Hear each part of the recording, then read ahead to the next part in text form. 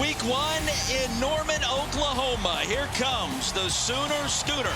As we welcome you to ESPN College Football, presented by Zales. On a Sunsplash Saturday morning, expectations as high as ever here inside the Palace on the Prairie. Arkansas State's in town out of the Sun Belt to tangle with number 20, Oklahoma. Final season in the Big 12 for Brent Venables and the Oklahoma Sooners before transitioning into the SEC 6-7 a year ago, the first losing season in a generation in these parts. Meanwhile, for Butch Jones, the head man in Jonesboro, Arkansas, year number 3. And all of his stops along the way, he has been ultra successful in that third campaign. Would love to spring the upset here today in Big 12 territory. So glad you could join us for week 1 of college football. He's Roddy Jones. I'm Roy Philpott. Taylor McGregor on the sideline in just 1 minute. And Roddy, we talk about it. We've mentioned it all summer long. Final year in the Big 12 for OU before they transition to the SEC. Brent Venables trying to turn things around in 2023. It feels like a wide open year in the Big 12, and Oklahoma is in a position to take advantage of that and get back to where they're accustomed to being. They had 6 straight Big 12 titles. Last 2 years, not able to get it done. And the question is, what's different? What changes this year? Brent Venables feels like he can turn around that 0-5 record in one-score games with the amount of depth that they've created. In year 2 into Brent Venables' defenses, they tend to make big strides. We'll see if that's the case this year, Roy. Buddy, it's great to be working with you. We are blessed to have the jobs that we do in this kind of environment. Oklahoma won the coin toss and elected to receive. A Nellison set to kick things away for the Red Wolves. Jalil Farouk back deep to receive and a pooch kick. Fair caught at the 30. Moments ago, Taylor McGregor with Brent Venables. Year 2 of the Brent Venables era here at Oklahoma. Coach, why do you expect this year to be different? I think our guys are more mature. We've learned, we've grown, we've improved our roster, we've developed the guys that are here. I think we have great leadership. Our guys have tremendous buy-in. They got a chip on their shoulder. They know we got a lot to prove, and I think our chemistry is outstanding. Thank you, Coach. Yeah, appreciate you. Roy? Tawee Walker gets his first career start, and the touch ahead to the 35, a gain of 4 yards on first down. Roddy, we love Dillon Gabriel. He's accounted for almost 100 touchdowns in his career in college. He can do it all for the Sooners. He gets the start at quarterback. Into the flats goes Andrell Anthony, and the transfer from Michigan ushered out just shy of the 40-yard line.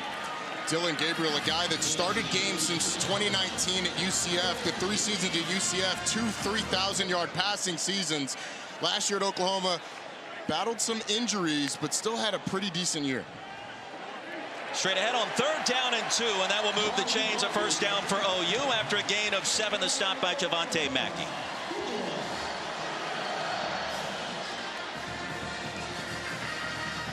Walker off to a good start. The junior out of Las Vegas. OU utilizing tempo and play action for Gabriel. Wants it all. Fires a shot, and it is brought into the 10 by Anthony. From the Big 10 to the Big 12, it equals a big play and a gain of 45. Talking to the coaches, they were so excited about the speed that Andrell Anthony brings over from Michigan. One-on-one with the cornerback Justin Hodges, able to win with a lot of open field. Play action to Stoops, and that's a quick touchdown. Drake Stoops marches in, and just like that, Boomer on the board.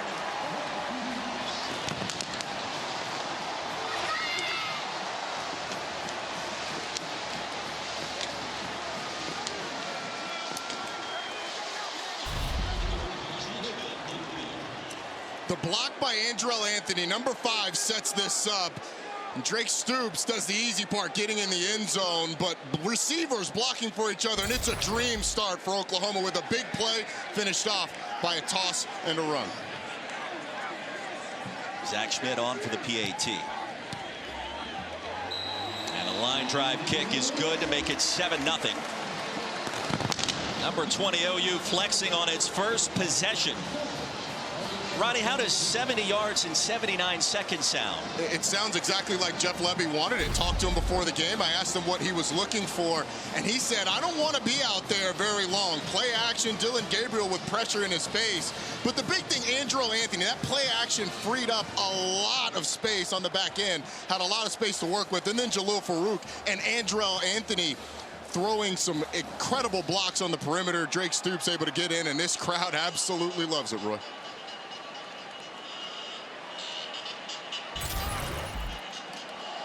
Now 146 consecutive sellouts before today. We had a sense after talking to OU, the staff, the team this week, there was not going to be any kind of early season letdown after the Cheez-It Bowl loss to Florida State, all the close setbacks last year. This team is programmed with something to prove early. Really are. And when you're at a place with the expectations of Oklahoma, you can feel the standard at all times. And Brent Venables feels like in his second year, he's not having to coach the effort and the want to, the love of football. He feels like this team is really connected, and they want to go out and play hard. Zach Schmidt sends it deep. Jaquez Cross watches it sail over his head. Our first look at J.T. Shrout, played last season at Colorado in Boulder. Started his career at Tennessee. Sounds like he's gaining health, gaining strength, gaining confidence now in his first season in Jonesboro. A guy who had a season-ending injury last year at Colorado couldn't spend the spring here at Arkansas State, so spent it out in Colorado talking to the offensive coordinator Keith Heckendorf, but a guy who's played in some big environments. Cross the running back on first down. The swing pass is incomplete.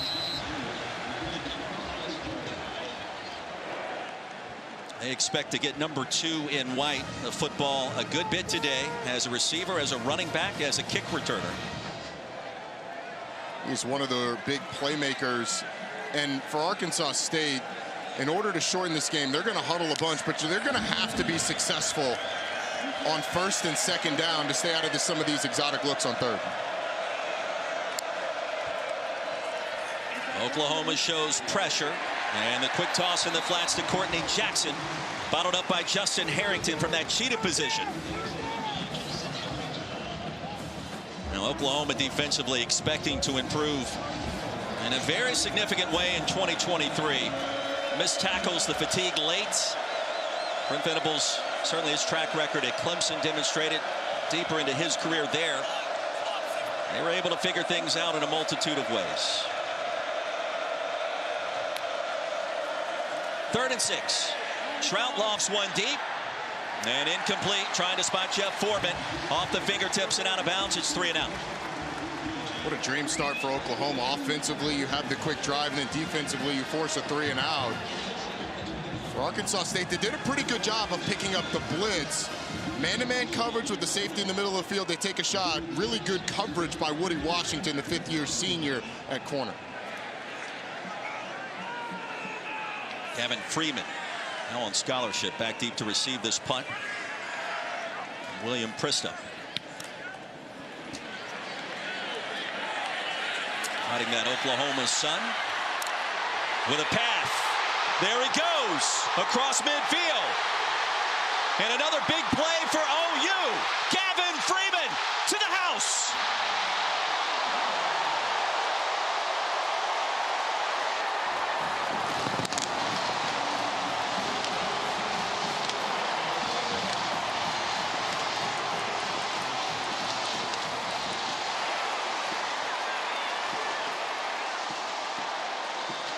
You like fast starts? I love a fast start. Maybe not as much as this crowd, but this Oklahoma team putting its stamp on the game early.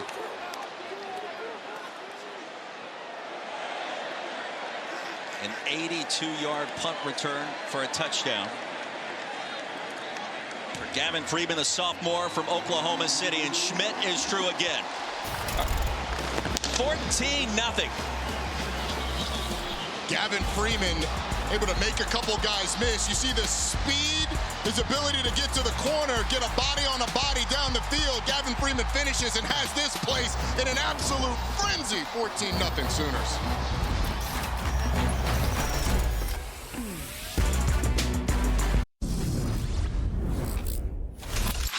Like, that's literally a dream come true. All right? As a little kid, he's been coming to these games, watch his dad come here and ball out. You want to talk about a legacy? You want to talk about a dream come true? Walking in the good old days right now. These are the good old days for you.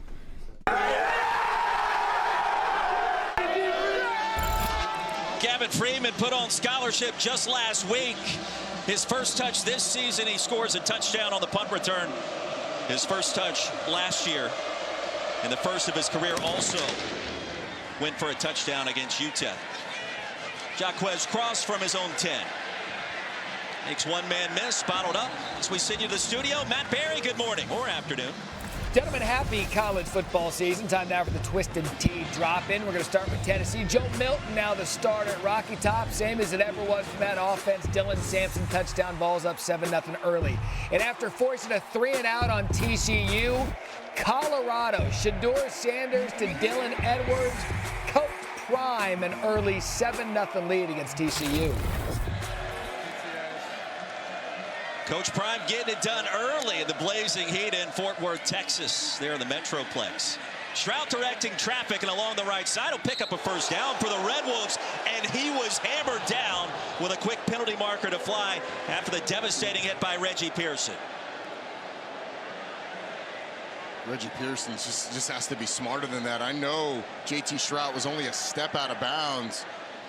It was pretty bang, but you have to know the quarterback's going out.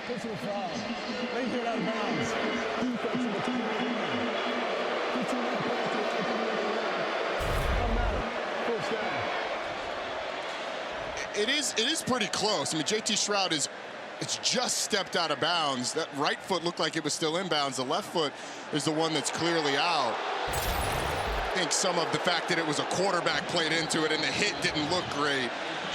Reggie, if you're Reggie Pearson, just pull off. There's no reason to even put the shoulder into the quarterback. After the 15-yard penalty, the handoff. Pearson makes the stop on Zach Wallace. No gain on the play. No, Pearson battles back quickly. They really like this safety group, Roy. Reggie Pearson, Billy Bowman, Key Lawrence, all three of those guys we expect to see today. Pearson, a big, physical, aggressive downhill safety. You can see it there in the backfield. If you're just tuning in, 2 touchdowns were scored in less than 70 seconds. Arkansas State with its second possession.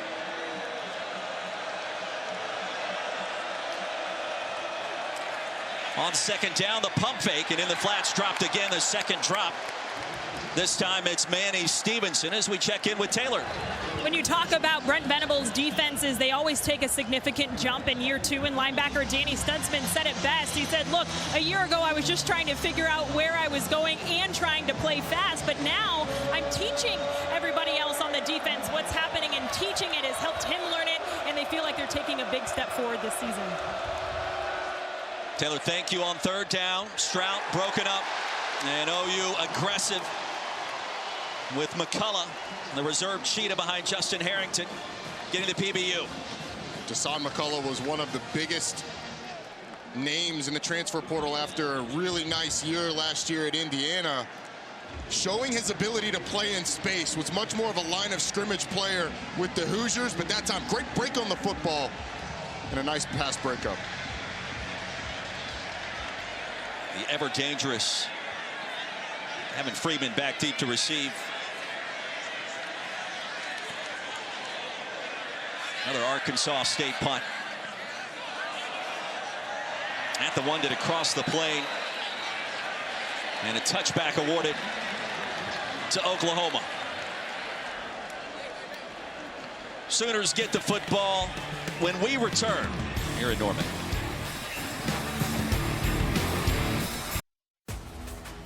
ESPN College Football is presented by Zales, only at Zales, the Diamond Store. Well, you love the old school visor. Bob Stoops, Josh Heupel dropping dimes, now the head coach at Tennessee. Almost 23 years ago to the day the last time these two teams met. Oklahoma ranked number 20, getting it done. And then fast forward just a couple of months later, the national championship. Heupel, the last national championship run for the Sooners. And ironically, starting this campaign, they face Arkansas State again. And we will see if history can repeat itself. Wouldn't Oklahoma fans love that? They try to schedule the Red Wolves every single year. Every single year if that happens. Marcus Major on the field. We expect him to get the bulk of the carries today. Farouk around the left side. And spun down after picking up 11 by Travion Thomas. That's a first down. Again, the perimeter blocking fantastic from Oklahoma. The big tight end Blake Smith out front. Incredible pace so far for the Sooners. Drake Stoops. Crowd will tell you who caught it into plus territory. Another big gainer of 21. Well, Dylan Gabriel told us this week him and Drake Stoops have become ultra close, very tight. They share the same sense of humor. On cue, another first down. Shoved down near the 40, another gain of 11. So what kind of humor is that, Rod? He said we're both pretty sarcastic. I also think the age thing may have something to do with it. A fifth-year guy and a 60-year guy. They've been playing ball for a long time. Straight ahead goes Major and stopped by Mackey. Chopped down near the 30. 6-yard gain. This running back room, they really like the depth. May not see the top two, Gavin Sawchuk and Javante Barnes today, though.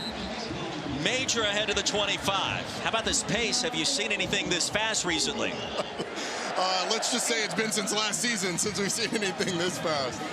Maybe other than you running for a plane. Maybe later today that could be happening. Off the pump fake. To the end zone. And incomplete. Farouk, the intended receiver. Got two hands on it, blanketed by Sammy Johnson, who did a decent job. Yeah, Sammy Johnson did a good job not letting Jalil Farouk have a free release off the line of scrimmage. Farouk actually had to go around him kind of out of bounds before getting down the field.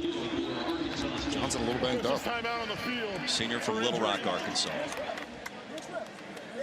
Rob Harley, defensive play caller for the Red Wolves, told us late last night he's got a ton of confidence. We need him today. He is banged up right now as we step aside for an injury timeout here at Norman. Matt Berry back at our college football studio with our AT&T 5G multi-view. So much to watch throughout the afternoon. ABC, Tennessee up 7-0 on Virginia. Joe Milton going deep, drops it. Could have been a score for Rocky Top. SMU on ESPNU. And if you're looking for the tennis, that on ESPN2 and the U.S. Open. Matt Berry, thank you very much. Back here in Norman, Sammy Johnson assisted off the field moments ago, the starting cornerback for Arkansas State. 5 minutes in, OU on the move again with Roddy Jones, Roy Philpott, Taylor McGregor on the sidelines. And a fast start, to say the least. The nation's top 20 program, Oklahoma. Freeman on the jet sweep. A little quick toss to the edge. Lassoed out of bounds, and a late penalty marker comes in near the 19. I think you're going to get an illegal blindside block on number 16, Blake Smith.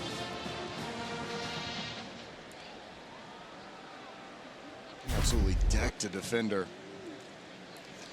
Second from the top is going to be Blake Smith. He comes in and just drills the defender. Personal foul. Illegal blindside block. Offense number 16. 15-yard penalty from the spot of the foul.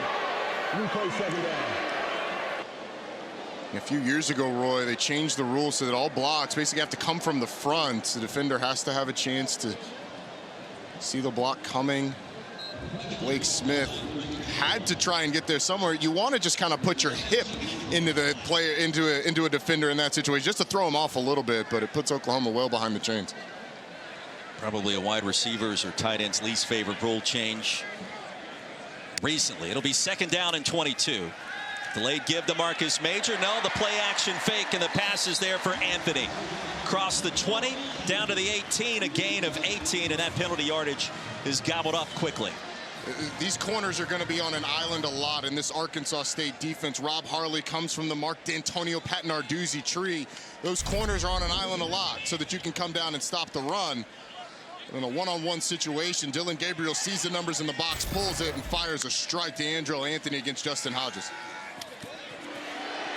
Another nifty move. It Stoops. Inside the 5, it'll be first down and goal for OU. Made the safety, Travion Thomas, miss. No surprise, they're going fast again. Drake a little banged up, though. Favoring that right shoulder. Drake Stoops out, Gavin Freeman in. Already with 4 catches. Number 12 in crimson and cream. Major, the running back, straight ahead, hits a wall. And stopped short of the 3. Arkansas State was trying to get a sub onto the field. Thought because Drake Stoops left the game, Gavin Freeman into the game, they would have time, but they got caught with an extra guy right there on the sideline. Right, it feels like the Red Wolves just trying to catch their collective breath after this incredible start. Defense, 12-minute formation. Butch Jones trying to find something that makes sense on defense. Call was a legal substitution on the defense.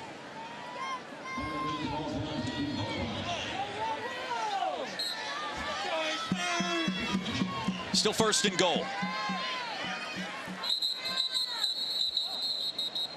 And Smith started to move.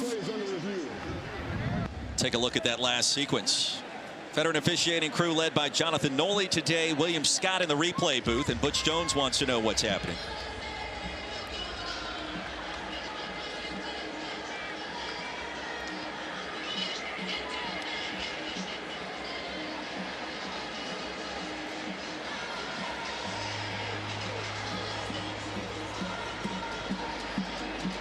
Stoops requiring a little bit of assistance, but walking under his own power.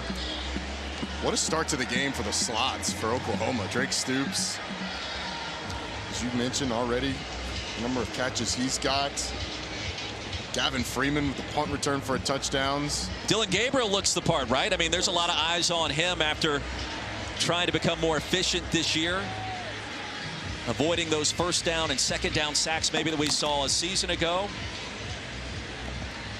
And this replay review comes down to Arkansas State, the number of defenders it had on the field.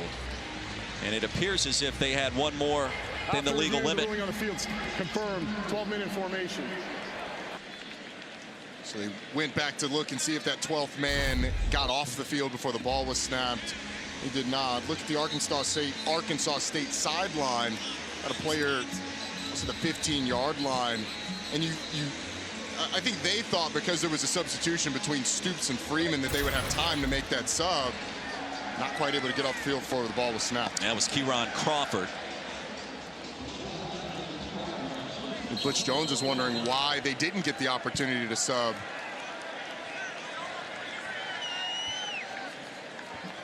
Smith in motion. Major again, the running back on first down and goal. Major plows his way straight ahead in his first touchdown of his senior campaign.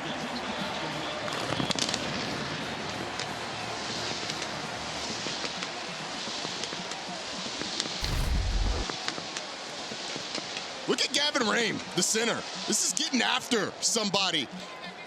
He does an excellent job of driving Nate Marty into the end zone, opening up a hole. And this Oklahoma offensive line showing the physicality. They kind of had it their way. Andrew Rame, Broken Arrow, Oklahoma senior. Another flag on the field. It feels like OU's offensive line is at a different level in Brent Venables' second season, right? Around here in Norman, they feel like this offensive line has a chance to be. Defense with contact. Half the distance to the goal. Replay the try. They feel like this offensive line has a chance to be one of the best that they've had in a long time. And that's coming from an offensive line coach and Bill Biedenbaugh that's been here for a decade. He thinks they have high-end talent, particularly Tyler Guyton at the right tackle position, but Andrew Rame there in the middle, an excellent center. And you saw why on that touchdown. We've seen touchdown pass, a touchdown run, and a special team score already for the Sooners. 21-0 our score. Don't forget our Week 1 ABC College Football tripleheader will be capped off tonight. The Battle of the Carolinas in the Queen City. The Duke's Mayo Classic. Number 21 UNC. Against Shane Beamer and the South Carolina Gamecocks. Roddy, it's SEC, it's ACC. And North Carolina a slight favorite coming into this game tonight. What do you like? I love the quarterback matchup. Drake May on one side, quarterback that people think has a chance to be a top 5 pick. Spencer Rattler a couple years ago was projected in that same spot, showed real flashes towards the end of last year. And I really like deciding on the field who the real Carolina is, because I know that this game will decide it, and we will all follow whatever the rule is based on the winner. Enjoyed College game day in Charlotte earlier today. In case you missed it, Coach Corso went with the Tar Heels and his good friend Mac Brown. I'll tell you what, I really like the North Carolina running back room. But Juice Wells has been a little banged up for South Carolina at receiver over the course of the preseason. His health is going to be a big part of what happens in this game. And which Spencer Rattler do we see? The one we saw last year at the end of the season against Clemson in Tennessee. Is he ready to build off of that as we check in again with Matt Berry? Speaking of ready to build, Michigan back-to-back playoff appearances. Jim Harbaugh suspended first 3 games. J.J. McCarthy, no worries. Roman Wilson across the middle of the end zone. 7-0 Michigan over East Carolina. Good start for the Maize and Blue with ECU in town. Not so good of a start for Arkansas State, trailing Oklahoma by 21. Is there anything you would like to see more or less of from J.T. Shrout now in possession number 3? To be honest with you, Roy, I think it's efficiency early in downs and completing passes so they don't get behind the chains. T-Mac, what you got? Talking to quarterback J.T. Shrout this week, he's still learning this offense. Guys, he has 6 years of college football under his belt. This is his 5th different offense, so a lot of what he's doing is learning the offense still, and also timing with the receivers. That was something he pointed out to me. He was just named QB1 this week, and so the timing with some of his receivers can still improve. And he's a guy that just got to Jonesboro in the summer, so missed a lot of time in the spring trying to get that chemistry. Pop pass to Tennell Bryant with a penalty marker down and a face mask coming on Billy Bowman.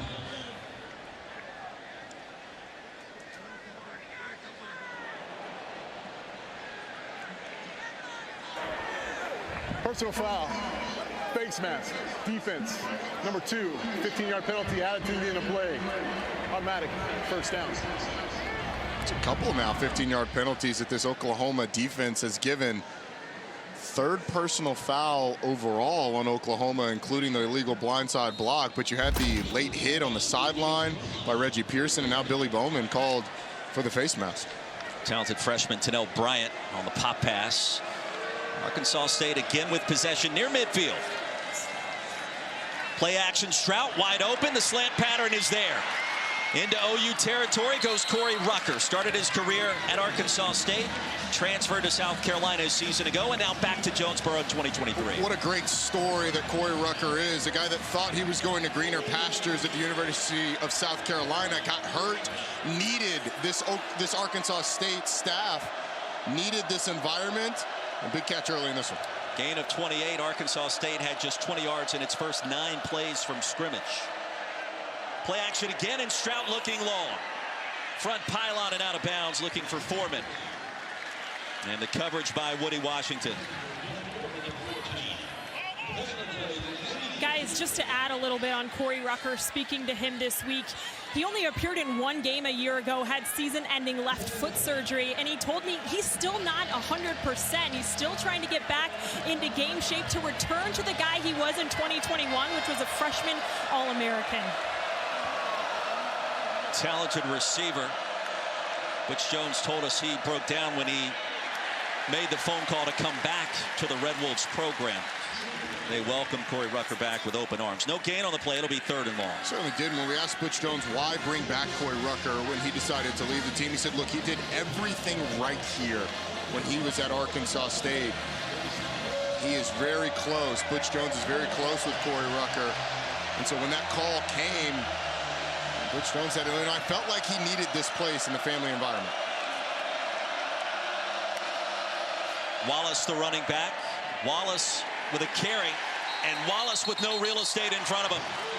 Jordan Kelly crashed the pocket. That's going to be a TFL and a loss of 2. What an individual effort fighting off the block by Jordan Kelly, because had he not been able to wrangle him, there was a lot of space Arkansas State might have picked up the first down. Right there in the middle of your defense. Jordan Kelly is going to slant down, fight off the block, just make an incredible play. Really tough for an offensive lineman to cut that angle off when you're trying to seal it off on the backside. Dominic Zavada, 44-yard field goal attempt on the way. And Zavada will push that one wide right. Well, Brent Venables' defense holds. One of the things we were curious about after talking with Coach Venables yesterday, would he be more involved in the defensive play calling this fall? After last year, things kind of went awry at the end of the year. Talks about competitive depth. And I don't think he shied away from the notion he will be more involved this fall in that defensive play calling, Roddy. And we asked him, what does that look like on a day-to-day basis? Because it already feels like you are ingrained in what you guys do defensively. He said, look, it means I'm going to make myself more available during the week. I'm going to delegate more during the week so that I can be in there with the defensive staff to just lend my expertise. Ted Roof, the defensive coordinator, has been around in a bunch of places. He's had a lot of really good defenses. But Brent Venables, the reason he got this job is because of calling defensive ball plays. Javonte Barnes, carry number 1 in 2023. He's been banged up a little bit in camp. He picks up 5 yards. One of the big surprises about this Oklahoma depth chart when it came out was where Javonte Barnes was, but a lot of that was just availability that had him below Tyree Walker and Marcus Major. Walker made his first career start. Barnes bouncing around like a pinball, short of the first down. Malik Straker, first time we've called his name. All-conference performer in the Sun Belt last year with a stop. Third down inside zone, and Barnes clears a path. Needed 1, he'll pick up 3. The tackle by Thomas, that moves the chains. Other guy in this running back room that we're likely not going to see today is number 27, Gavin Sawchuk, who really talented last year as a true freshman. Just been banged up in camp. And Barnes this time lassoed down from behind. That was Micah Bland. Stop him at the 39. Tyree Walker checks back in. Interesting year in the Big 12 this year with Oklahoma and Texas competing in the league for the last time, plus the new 4 programs that are part of the conference. Free play for Dylan Gabriel. He knows it and heaves one deep. Fighting deep down the field, and pass interference coming on Andrell Anthony as he tried to break open. And he was held in check. The speed of Andrell Anthony. Dylan Gabriel not able to get that ball far enough downfield to complete the pass. There are 2 fouls on the play, both on the defense. Offside, number 25. That penalty is declined. Pass interference, number 5. 15-yard penalty, automatic, first down. So that was Kieron Crawford, who jumped the line of scrimmage, and then Dante Thompson, a reserve cornerback. The ball underthrown. Anthony doesn't have an opportunity to even come back for the football. A lot of hand fighting. So in that situation, if you're a quarterback, you want to give your receiver a chance. Sometimes underthrowing, you can help force those pass interference penalties. Gabriel, a toss sweep, and Barnes to the edge, brought down near the 40. It's a gain of 6. Walter Rouse, left tackle, the transfer from Stanford, did a really nice job getting out front for Javonte Barnes. Oklahoma's gone with a bigger personnel grouping during this drive. A lot of 2 tight ends, and they have made a point to run the football here on this one. Travion Thomas banged up for Arkansas State. Mentioned OU and Texas last year in the Big 12. Big game coming up next weekend in Tuscaloosa. An SEC preview. Who are they playing there in Tuscaloosa? That'll be UT and Alabama. I mean, that's a massive game. Coach Sarkisian trying to turn things around in Austin. A lot of people high on this Texas team coming into this year. Offensively, they should be excellent. Let's take a look at this week's college football rankings, brought to you by Verbo. There you see Bama at number 4. They'll get Middle Tennessee on SEC Network in primetime tonight at 7:30 Eastern. And then Texas lurking just outside of that top 10 at number 11. A lot of people think that the Longhorns may have the firepower to go in and do some damage, and they nearly pulled off the upset in Austin last year, remember. There's people in Austin that feel like if Quinn Ewers doesn't get hurt in that game, they had a really good chance to win it. Offensively, the firepower that they've got coming back, Xavier Worthy, A.D. Mitchell comes over from Georgia to be sort of that other piece. Alabama is interesting, though. Jalen Milroe gets the start at quarterback this week, but that quarterback job, that three-way competition between Ty Simpson and Tyler Buckner, still open for the Crimson Tide, it feels like. We were there for the spring game in April. I feel like Ty Simpson will factor in there sooner rather than later, but Milroe, he's got all kinds of ability. Can he put it together for 4 quarters tonight or even next week against Texas? There's a lot of talk about Alabama going back to smash mouth running the football. You buying that? I don't know, man. More reasons to watch. Barnes bottled up, spun down. He'll lose a couple. It's a loss of 4. Thurman Gathers got there, number 92. It was really aggressive by Gathers out on the perimeter of that defense on the edge, beating the block of the counter coming from the backside. Forces a 3rd and long for Oklahoma. Red Wolves in desperate need of a stop. Gabriel, quick strike. Needed 8, and Freeman stays in bounds. He tiptoed near side. That'll move the chains. The missed tackle by Thomas was critical. These slots have been really hard to wrangle in the open field.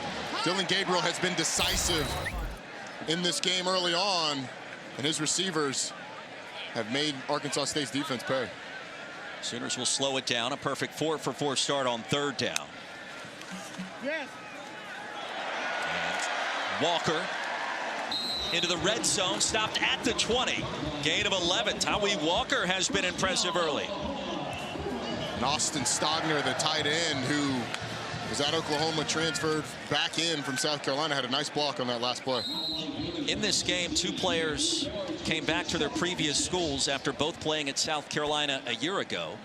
Stogner for the Sooners, and we told you already about Corey Rucker for Arkansas State. And that tight end position feels like the biggest question mark for Oklahoma. Had an excellent tight end last year, Braden Willis, who did everything for them, pass game, run game.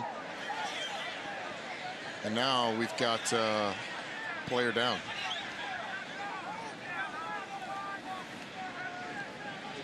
.140 to go in a fast-moving first quarter. Malik Straker being looked at. Don't forget, coming up tomorrow night, there's only one college football game on the schedule, and it's a top 10 matchup over on ABC. Number 5 LSU, 8th-ranked Florida State. Camping World kickoff game in Orlando. Coverage starts 7:30 Eastern, 4:30 Pacific. LSU a slight favorite, and of course wanting to exact revenge after what happened last year down in New Orleans. Yeah, they are. This is obviously Brian Kelly's 2nd year. It's a lot different than when they met last time. Got questions about that LSU corner room. Florida State really good at the cornerback position. Keon Coleman coming over from Michigan State. Johnny Wilson, first team All-ACC last year. Got some real weapons around Jordan Travis, who's a Heisman Trophy contender. So I am interested to see if LSU defensively on the perimeter can hold up against Florida State. And conversely, can Florida State hold up on the inside against a really talented defensive front for LSU? One new name to watch, Keon Coleman for Florida State, the transfer from Michigan State. Barnes off right tackle.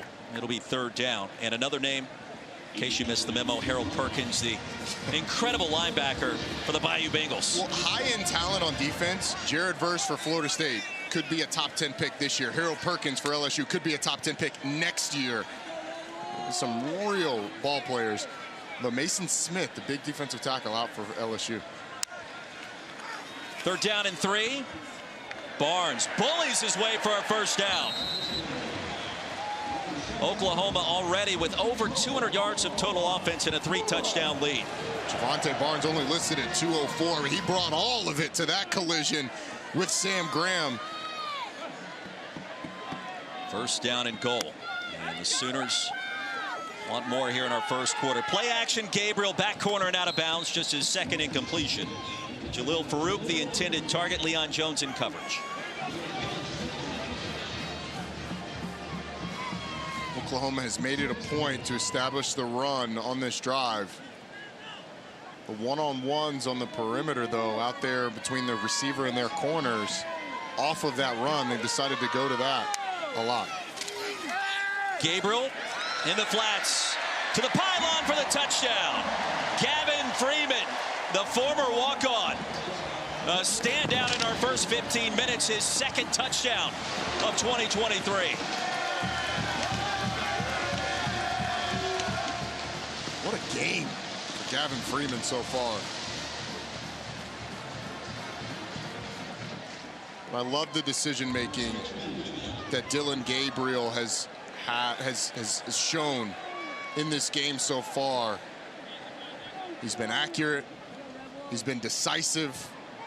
Feels like he's seeing things really well here in year 2 in this Jeff Lebby offense. Now, Jalil Farouk said this week, Gavin Freeman always brings the heat. And Roddy, they gave him the nickname G Freaky. Offsides on Arkansas State. Offside, defense number 18, half the distance to the goal. Replay the try. You weren't ready for that one. I was not. It's the second time we've seen that for Arkansas State. No, how can you get ready for a G Freaky drop? He's been getting jiggy in this game. So in less than a quarter, Gavin Freeman has doubled his touchdown total of his Oklahoma career. Sooner for life. Another reason why OU's receivers are looked upon in a different light, it feels like, this fall. Look at the alignment of Travion Thomas. He's almost at the goal line. There's so much space between him and Gavin Freeman there in the slot to the top. He's got so much ground to cover. Freeman just a quick little flat route, and the speed beats Travion Thomas to the pylon, but the alignment of the safety is what made that tough. It makes his job really, really difficult, especially on a quick pass by Oklahoma.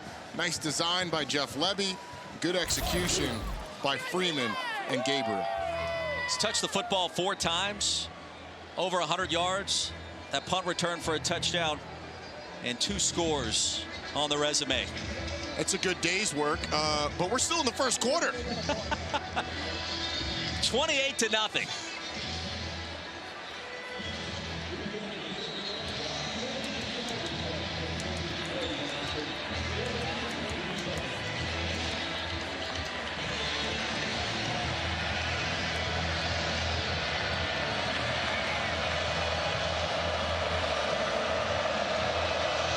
Zach Schmidt sends it deep again. 5 yards into the end zone. Don't forget, all season long, student sections across the country are competing to be the Taco Bell Live Más Student Section of the Year. Download the Taco Bell app to learn more.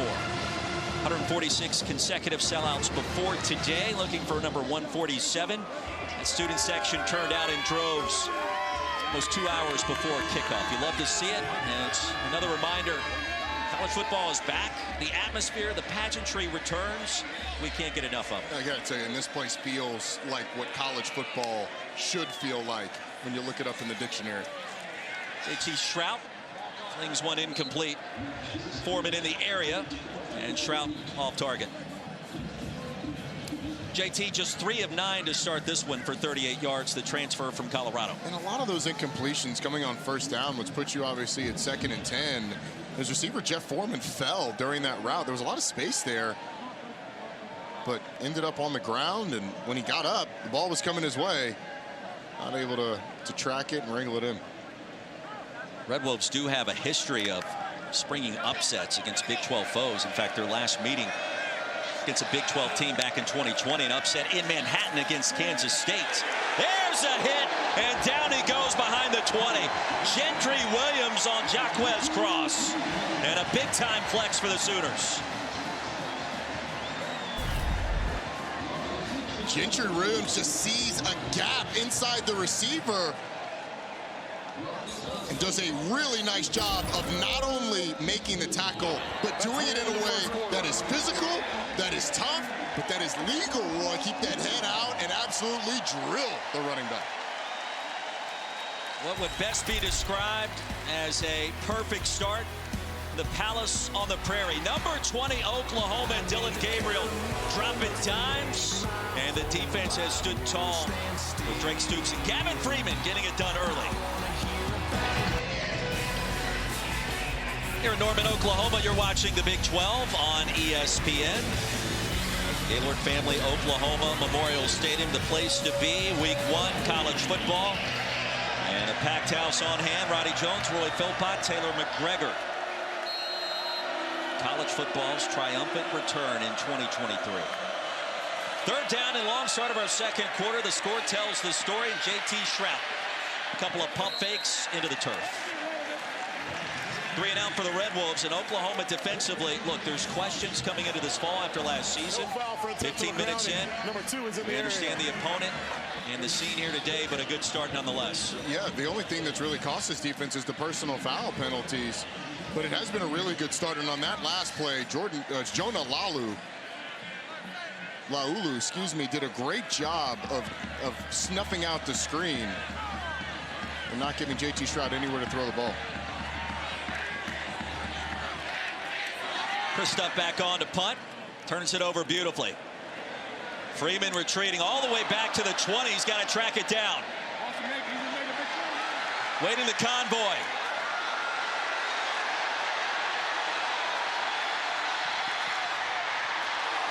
And another spin and almost broke that one. Jack Buller, the long snapper, credited with a stop after a 73-yard punt and a 22-yard return. Now, Brent Venables defensively, you go back to his time in Clemson, and there was a decade where nobody did it at a higher level. There was, but it wasn't all sunshine and roses that first year. Look at what he did that first season versus the rest of his time at Clemson, and it got so much better. And it's because Brent Venables' defense is about 5 different defenses rolled into one. I mean, he has been working this thing for years and that's years. On one possession, by the way. Exactly. But their ability to be multiple is what makes them great. Their ability to play fast and aggressive is what makes them really, really tough to defend. And that Clemson defense got to the point where no matter what personnel they were in, was it 4 down? Was it a sort of a 3-3-5 look? Was it going to be great with pass rushers? Was it going to be stout up the middle, great corners? It didn't matter where the strength of that defense lied. It was Brent Venables played to it. And the understanding of that, I think, is where they make the biggest step here at Oklahoma in 2023. Travion Thomas helped off the field for Arkansas State for the second time. 28-0 our score. Dylan Gabriel remains on the field. The left-hander tosses one short. As we check in with T-Mac. We also have not seen Sammy Johnson return, the corner who was injured earlier in this game. Arkansas State head athletic trainer Eric Enos telling me it's a neck injury. He's questionable to return. And guys, that's tough. He's one of the team's best cover corners. Petaway caught the last pass. Barnes over the right side for a gain of 6, and that will be another OU first down. And the pace is back.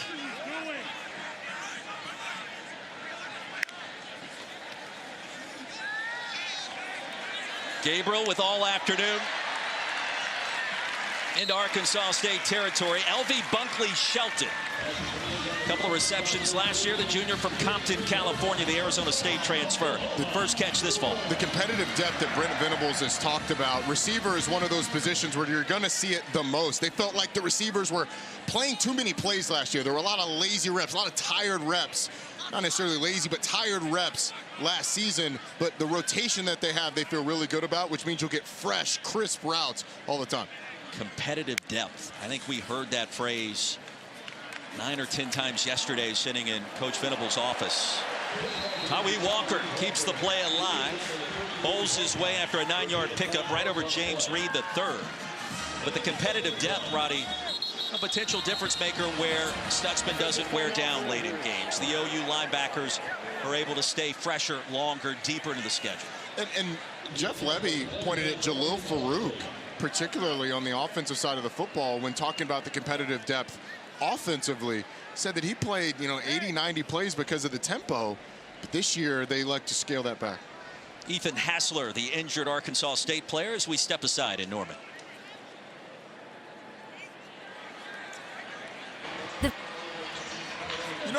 You know you're having a good day, Roy, when you have as many touchdown passes as incompletions. Dillon Gabriel has been really sharp in this game. He's been decisive. I think he's been really accurate. Not only has he delivered accurate passes to his receivers, but they've been able to do something with the ball after they catch it. Whether it's rolling, the way that the pass is going, able to make a guy miss. Dillon Gabriel's been sharp. You know, he told us this week it was an unsettling feeling how the Cheez-It Bowl ended against Florida State. We aim to change that this year. Back shoulder toss, and there it is. Jaden Gibson. First down and goal for OU. It's about as perfect as you can get on a back shoulder. How about the body control by Gibson, going up, snagging it, and bringing it down? Right over Leon Jones on the very next play. A touchdown for the Sooners. 34-0. Tyree Walker with the honors this time. 4 possessions for Oklahoma. 4 touchdown drives, all 70 yards or longer. They've really had their way. When they decided they wanted to run the football, they've been able to do that. They've taken shots downfield and hit those, whether they be wide open or contested catches. The slots have done damage, both pre-catch in their route running and after making the catch. Some yak yardage. It's just been all Sooners here early in this one. Gabriel already over 200 yards through the air. Already 2 touchdown tosses.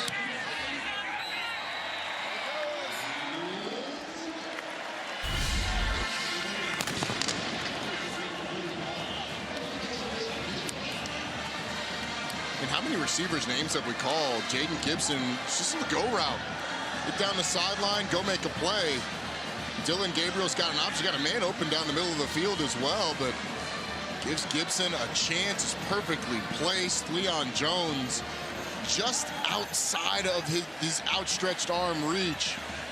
Jaden Gibson makes a fantastic catch, and then Tyree Walker plows in there. Offensive line's done a nice job in short yardage situation. Honestly, I'm not sure there's anything that you can say about Oklahoma offensively that isn't complimentary. Offensive line has lived up to the billing so far. They protected Dillon Gabriel. They've been able to run the football. Dillon Gabriel has been incredibly sharp. And he's been sharp in the pocket, Roy, which is something that they wanted him to do more of this season. And we think back to what offensive coordinator Jeff Lebby told us this week. Key number 1 for us, we want to spread the football around on Saturday. 8 different players have caught passes. Dillon Gabriel spreading the wealth, to say the least. No, mission accomplished, and we still have a lot of football left to be played here in Norman.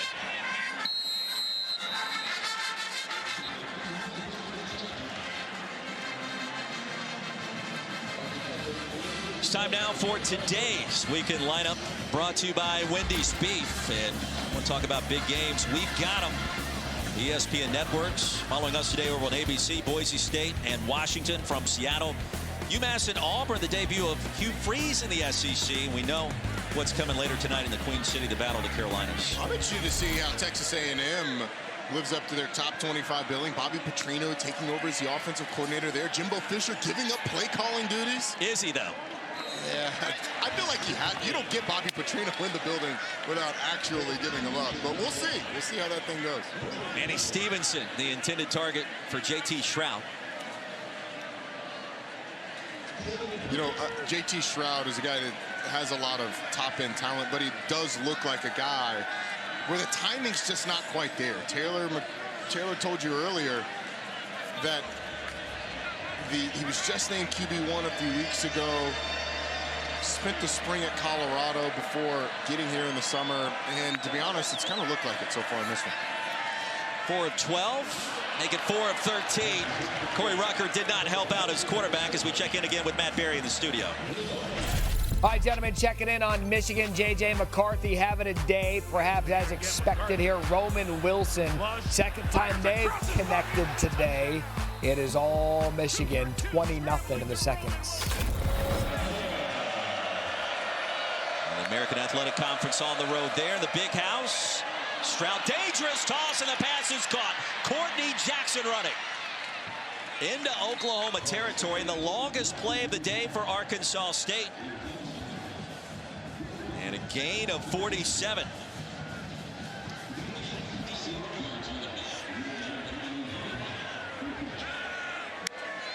Right past Woody Washington.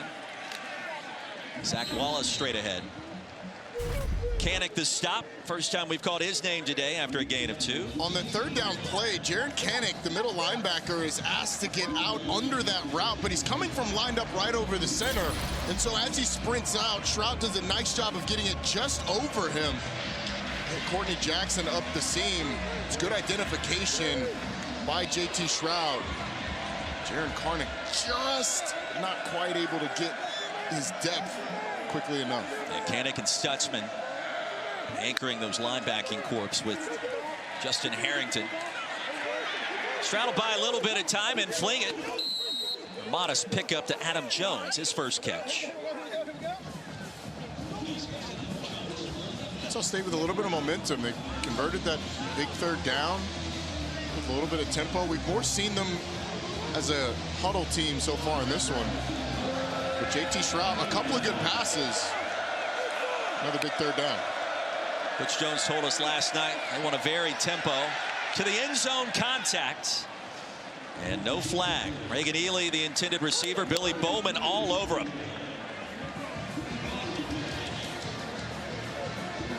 Nice coverage by the safety.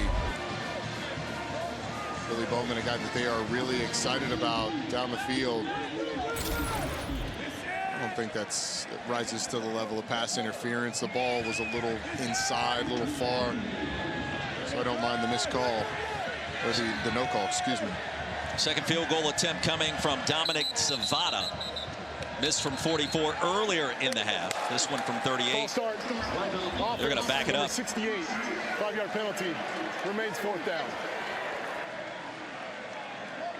Dominic Zavada, kicker for Arkansas State, missed only 1 field goal a year ago. It was a Luke Rosa semifinalist, so that miss earlier was pretty startling. Job just made harder by his offensive line, moving him back 5 yards. It was 17 of 18. Career long of 56. Now from 43, just inside the right hash on the way. And I don't think so.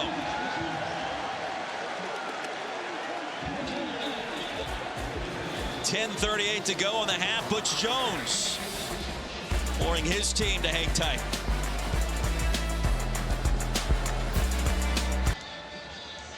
Well, on this Saturday afternoon, our thoughts and prayers are with the Venables family. After we found out earlier this summer, Julie Venables, wife of OU head coach Brent Venables, has been diagnosed with cancer. Coach Venables made the announcement at the start of camp last month after Julie underwent successful surgery. And in fact, she's getting ready for chemotherapy this month as her fight with her family continues. And our thoughts with the 2 daughters, Lainey and Addie, Jake and Tyler, who have been there with mom from the beginning. And Roddy, a nice show by Sooner Nation today here in Norman, wearing pink to show their support for Julie Venables' continued courageous fight against cancer.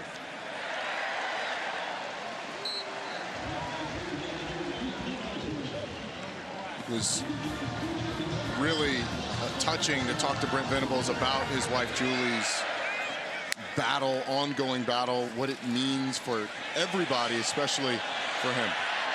Gabriel going deep. Nick Anderson, back-to-back plays. 1st and goal, Oklahoma. Seemed like everybody on that side of the field was wide open for Oklahoma and Dylan Gabriel, but once again, Nick Anderson, they've got a lot of high hopes for. Makes a big catch. Straight ahead goes Major, and Tim Hardiman bottle him up after a 1-yard gain. Last play down the field, Dylan Gabriel looking at Anderson all the way, wide open down the field. Anderson almost breaks the tackle. How pretty is that deep ball, though? Great shot by our crew. Tight spiral, drops it right in the bucket. Makes me feel like I could catch one of those down the field. I bet you could. I don't know. I didn't have the greatest hands. Along the right side, to the pylon for another touchdown, Marcus Major. Penalty marker is out as well as Major scores for the second time this afternoon. Holding. Offense number 60. 10-yard penalty. Replay. Second down. So you mentioned Tyler Guyton earlier, former defensive lineman, TCU, and now they think he can be a first-round draft pick at offensive tackle here at Oklahoma. The guilty party that time. Yeah, but they feel like he has first-round type potential. A guy 6'7", 327 pounds there on the edge of your screen gets called for the hold, but the athleticism that he shows, I didn't think there was a lot to that. Second penalty on number 60 in crimson and cream, by the way. Yeah, at least not initially. You know, he obviously has his hand outside. I mean, I don't hate it, but I didn't see a lot to that. Gabriel will buy a little time. He can scramble. Shoved out inside the 5. What did you call him earlier in terms of quarterback as a runner? He's a begrudging runner, but very capable. Doesn't want to run. It's not his first, his second, or even his third instinct. But when he runs, he always surprises you at his ability to escape oncoming rushers. That time Ethan Hassler did a nice job, number 32, creating some pressure. Dylan Gabriel able to escape. Kieran Crawford, the injured Red Wolf player, after a gain of 10 by Dylan Gabriel. I asked him about that and just in terms of his willingness to run, and he said, I'll do it.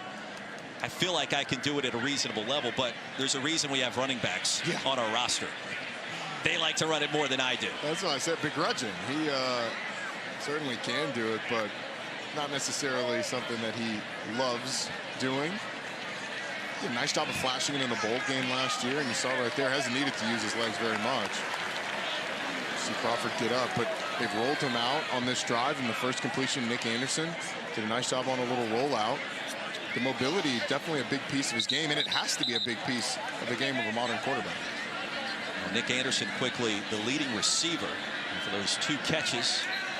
2 grabs for 68 yards, all that coming on this possession.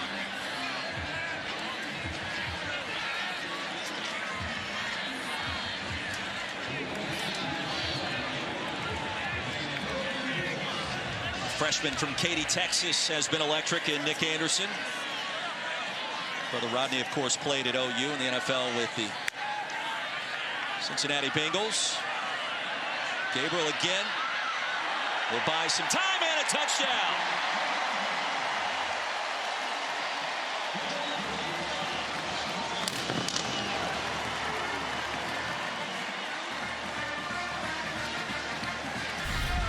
Call that a nifty little run there, Roy. Gabriel drops back, doesn't see anything to his left, doesn't see anything in the middle, nothing to his right. Do I have to run? Yeah, okay, I'll do it. You know what? I'll put it in the end zone, too. Call me crazy. I wouldn't be shocked if Jackson Arnold's getting loose on the sidelines. You know, I would not either. But it's still so early in the game that you want your quarterback, your starting quarterback, to get as many of these live reps as possible. But they're a big-time freshman on the sideline that they want to see as well, Roy. Dylan Gabriel has thrown for 2 scores. He's run for another one just moments ago. Almost 300 yards passing. Still early.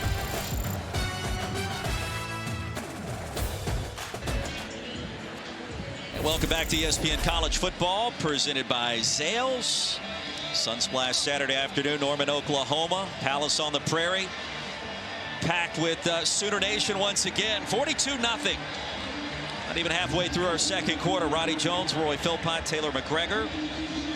Zach Schmidt has been active. He's been perfect so far. Kicked a lot of extra points.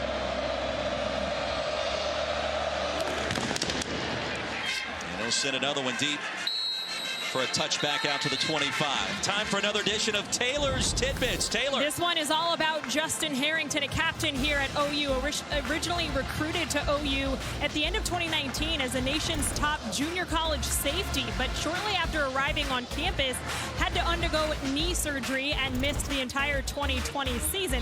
The following year, he switched positions, but really struggled to find a role, appeared in just 4 games, but did not record a single stat. Following that year, he decided to completely walk away from football. It wasn't until Brent Venables entered the picture in spring of 2022 that he asked for another opportunity with the team, and Venables said yes, but you will walk on. Last fall, he appeared in 13 games, did not start, and then this summer, guys, he was put on scholarship, named a team captain, and today is his first start. So quite a story of perseverance, and he means a ton to this defense as they try to flip the script from what happened a year ago. It's an incredible story of a guy who, I mean, Brent Venables said he quit on his team the year prior to coming back. And Brent Venables didn't let him back on right when he first asked. He had players coming and telling him, hey, look, I think we should give this guy a second chance. Let him in at the end of spring last year. Played the last week of spring. It wasn't a big contributor this year, but coming out of camp, Justin Harrington was the best player on that defense, according to the people around the program. Just made the stop, number 4, Cripson and Crean, after a gain of 4. Brent Venables loves a good redemption story, and Justin Harrington certainly symbolic of a lot of battles that Brent Venables has fought and won over the years as a coach and off the field. And those two pretty tight, to say the least. 3rd down and 2. Off of play action. And stopped short. Jaron Kanak brought down Manny Stevenson on the second attempt by the OU defense. You could see the speed that the middle linebacker, Jaron Kanak, has on that play. Big time athlete there in the middle of the field. Covered a lot of ground to get out there and make the tackle.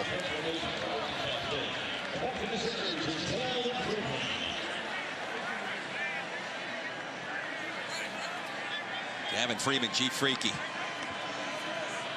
Dropping back deep. William Pristup. His 4th punt of the afternoon after the 3rd 3-and-out for the Red Wolves offense. And Freeman from the 14-yard line calls for the fair catch. And now a quick word from Cheez-It. I'm RG3Z. See you next time. Right, hey, who changed my name to RG3Z? Me? It's a great combo. Like college football and Cheez-It, you like? You cheddar believe it. And how will college football fans feel? They're gonna be feeling the cheesiest! Woo!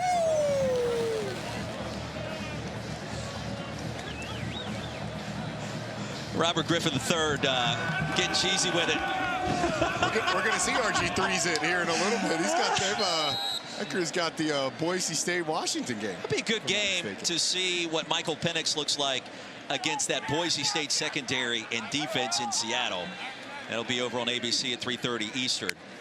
Penix, I think, is a dark horse for the Heisman. Washington, a program that, in a strange enough year where the Pac-12 is going away after this season, at least it feels that way, it may be its strongest version of itself in a long, long time, and the Huskies are right there in that mix to win a title in the conference. You certainly expect the conference to be fantastic. All the teams they've got in the top 25, Heisman Trophy winner returning. Blake Smith, look out. Ushered out near the 44. Sam Graham was there after a gain of 28. Blake Smith coming in from Texas A&M. And there's a big opportunity, as I mentioned earlier, at that receiver position. We've seen Austin Stogner, seen Blake Smith, both make plays here today. You asked Jeff Levy, too, about Stogner and what he could bring to the table, and maybe more of a run blocker.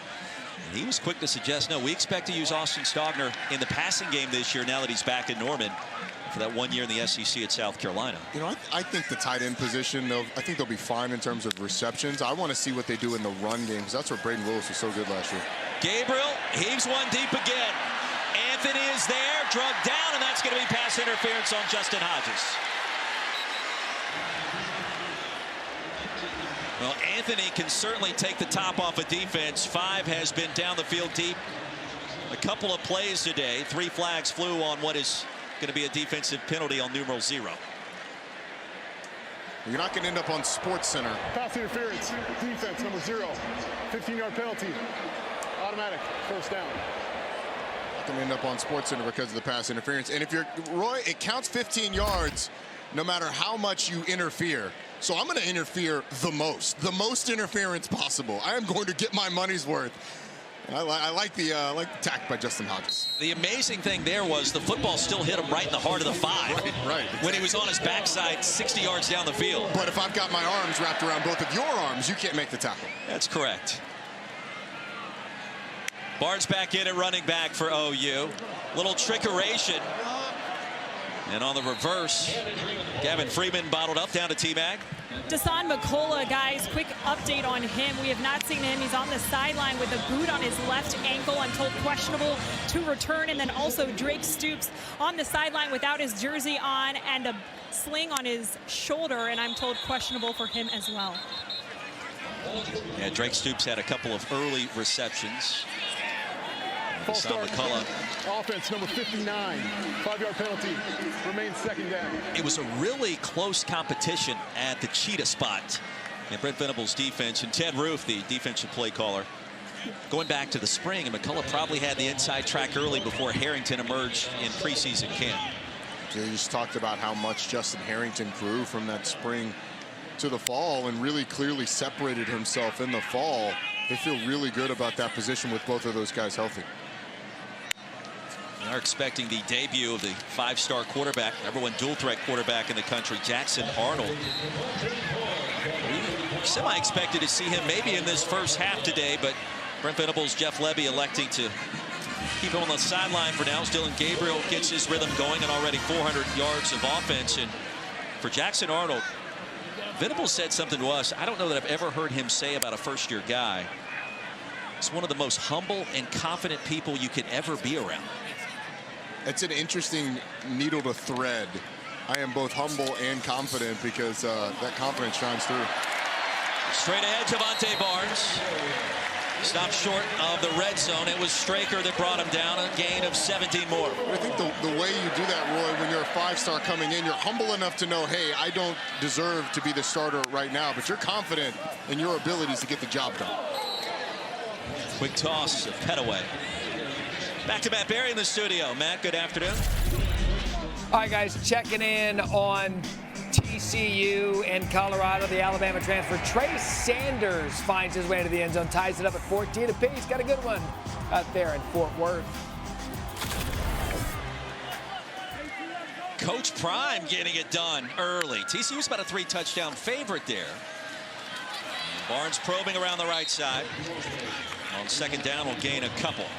I like TCU a lot this year. I think they did a great job in the portal. Trey Sanders being one of those portal additions. So I'm a little surprised, and maybe it shows us more about Colorado and their ability to hold up in the trenches. But Coach Prime making it close, at least so far. There's going to be a lot of headlines if Colorado goes into the Metroplex and upsets a team that played for a national championship a year ago. What a shot that would be right out of the gate.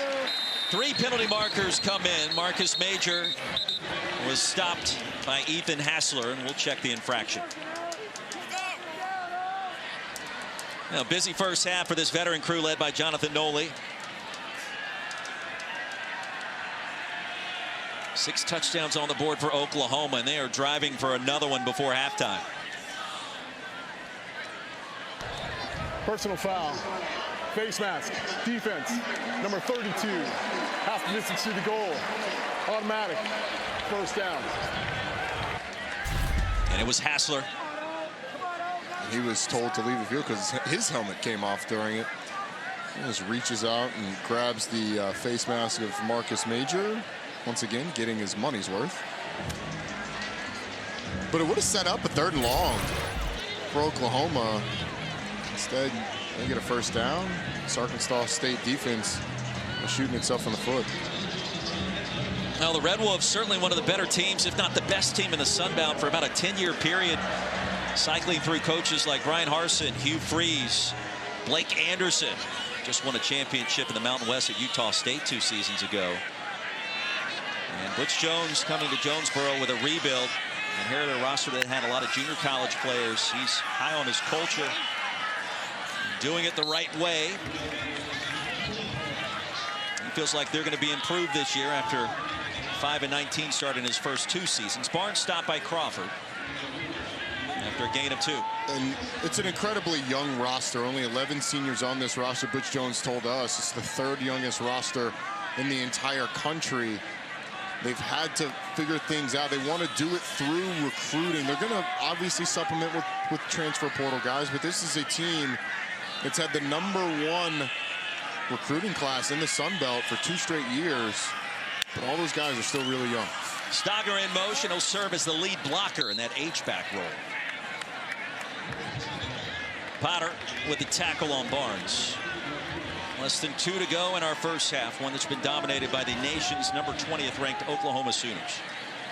And Roy, this game, this first half has felt for Oklahoma kind of like it's supposed to feel, like they expect it to feel here in Norman.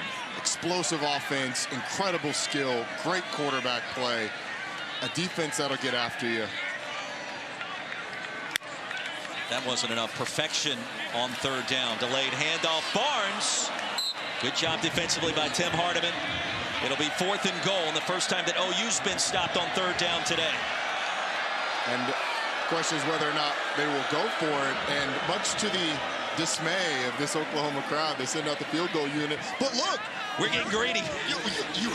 Everyone needs work here in the first week of the year. Let's get your kicker Zach Schmidt out there and have him kick one against an opposing team. 21-yard effort just inside the right hash. You love fans. It's why we have the jobs that we do. I love the fans. So passionate. Zach Schmidt, 12 of 18 last year. 1 for 1 to start 2023. 45-0, less than a minute to go in our first half. Butch Jones and Arkansas State will get the football back after this. I'm Matt Berry. Coming up on the Lexus halftime report, the much-anticipated debut of Coach Prime in Colorado. Locked in a good one against TCU. We'll have highlights of that. Plus, #2, Michigan rolling behind J.J. McCarthy. And we'll get you set for the big one tonight. North Carolina, South Carolina. Dan Mullen and Joey Galloway join me. Coming up on the Lexus halftime report.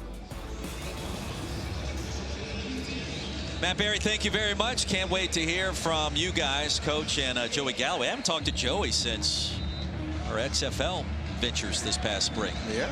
Glad to see him doing well and talk a little college football today. Puts a smile on my face. Speaking of XFL, Bob Stoops in the building today. The champion. We congratulated him. The Arlington Renegades title this spring in the XFL. Our featured college football games on ESPN Plus later today. How about the #1 Dogs looking for the 3-peat against the Skyhawks of Tennessee Martin? It's at 6 Eastern. You got Southeast Missouri State at K-State, defending champs of the Big 12.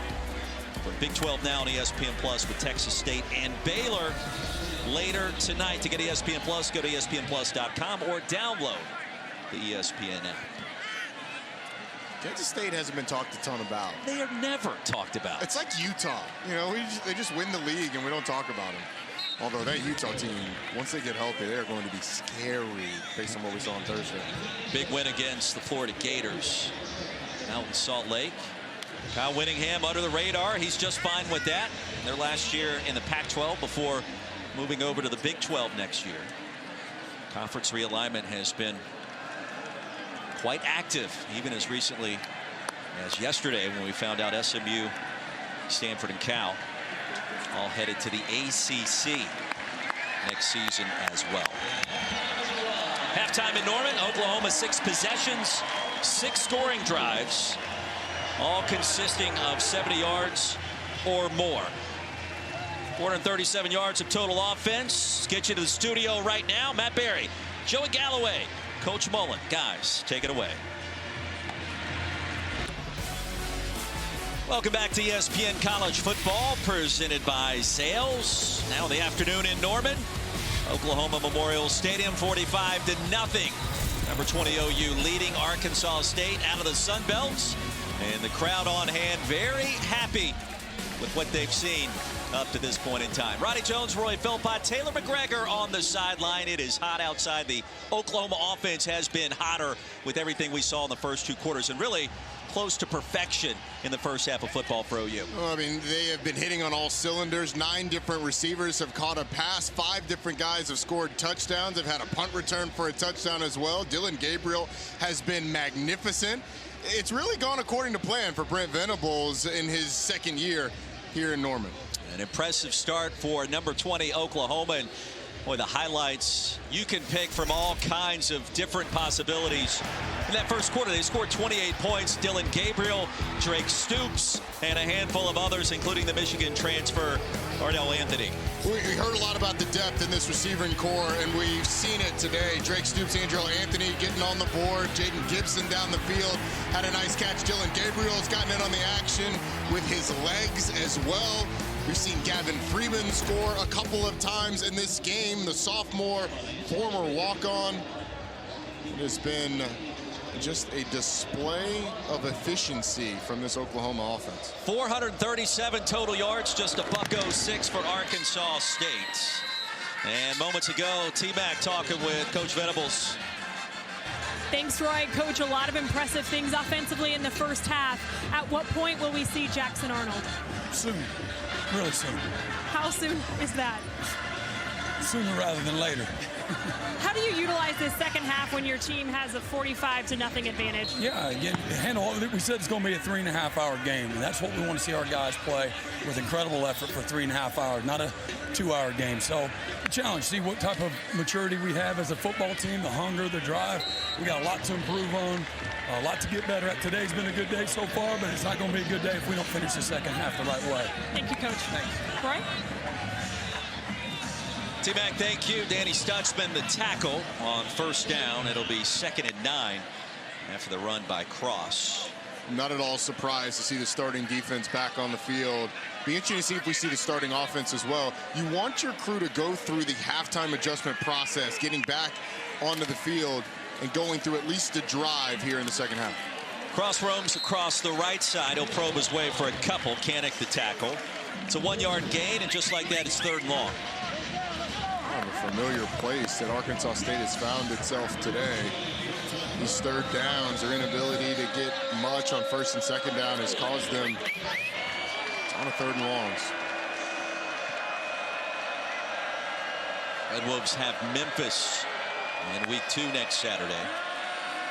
Stroud with time, wants to go long. Man-to-man coverage and incomplete. Woody Washington blanketed Corey Rucker. 3 and out for Arkansas State. Trace Ford on the edge ended up winning his pass rush battle. Ford, one of the, if not the best edge rusher. Really good job of bending the edge, creating pressure. 4th time the OU defense is forced to 3 and out. It'll be Bunkley Shelton back deep to receive this William Pristup punt. Took Oklahoma 3 plays on its first possession to reach the end zone. Gavin Freeman with a punt return for a touchdown. He caught another one in the first half. Former walk-on already with 2 scores this year. T-Mac, what did Butch Jones have to say about his team's performance so far? Well, he said, listen, we have a decision to make at half. We can either feel sorry for ourselves or we can learn from this experience. And he said it takes a mental disposition to come on the road, play against a physical Oklahoma team. And guys, I think I know what that cheering means. I'll get back to you. The debut of the 5-star, Jackson Arnold, number 10 in crimson and cream, and here we go.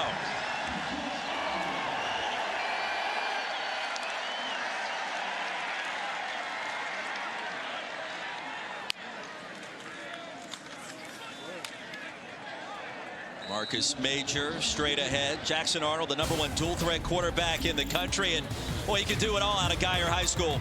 He certainly can. He's ESPN's number 1 quarterback. He's got the ability to pick him up and put him down with the best of them, an element that we see Dylan Gabriel do some. Jackson Arnold is a guy that's going to bring enhanced mobility at some point down the line, but his ability to throw the ball and his innate accuracy is what's really impressed early in his career. Jeff Levy told us he has never seen a guy as a freshman take the meeting room to the field, to the practice field, as quickly and easily as Jackson Arnold. While they've got a good one in Dylan Gabriel to start, they're excited about the future. Could be a free play. Arnold knows it, goes long and incomplete. Sam Graham jumped the line as Farouk was the intended receiver. Offside, defense number 32. 5-yard penalty, replay 3rd down. Maybe my favorite quote of the week in talking with Jeff Lebby. He said Jackson Arnold has a ton of arm. Yeah, we saw it there. When you've got a ton of arm and you're getting your first college experience with all the adrenaline and the nerves, it's no surprise he overthrew that ball by 5-6 yards. Brent Venables said he's not going to play like a third-year player. He's going to make his share of mistakes. Petaway with the grab. That'll move the chains and a gain of 10 on 3rd and 2. But he's got high expectations for him. It sounded like in our conversations this season. And look, competitive depth is something that they've talked about everywhere. Think about the game that Dillon Gabriel didn't play last year. They got shut out against Texas because of the lack of competitive depth at the quarterback position. So if nothing else, Jackson Arnold gives you that.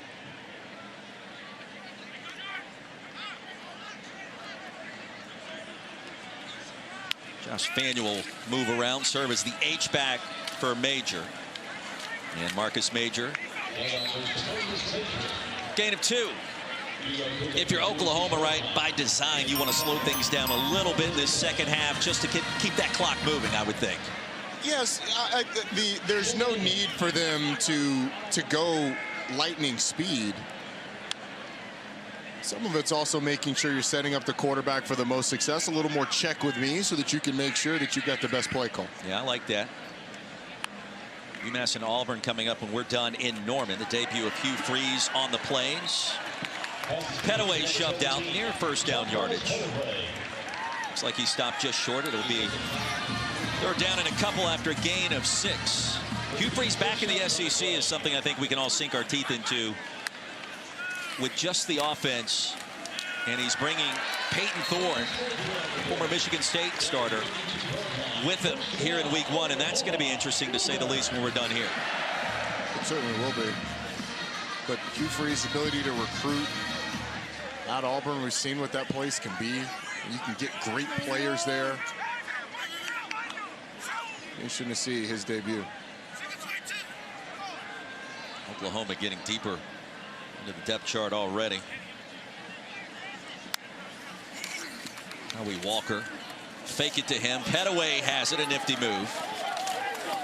First down, keeps that play alive almost to the 22. It's a quarterback-receiver combination that Oklahoma fans are going to be seeing for a number of years. They are really excited about Jacquez Petaway, the receiver. That's a packed slot position with Drake Stoops and with Gavin Freeman, but Jacquez Petaway is going to get some time there as well. Arnold play action into the flats. LV Bunkley Shelton picks up another first down. 16 yards. His second catch of the game. Made it pretty easy on Jackson Arnold so far on this drive. Quick dishes out to the flat, let your receivers work. Walker keeps the play alive and stopped just short of the goal line. Elbow came down before the ball touched the plane.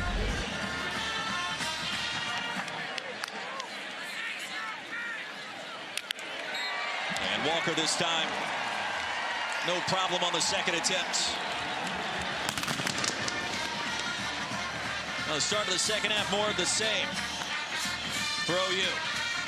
Couldn't quite tell whether or not the knee or the elbow was down, but in a 45-0 game, putting the ball on a 1-yard line, it's not ultimately going to matter all that much. You're okay with no booth review right there? Absolutely.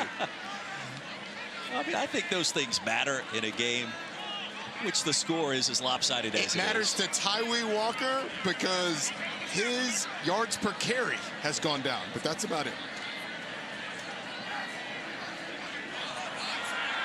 My initial thought was that he crossed the plane.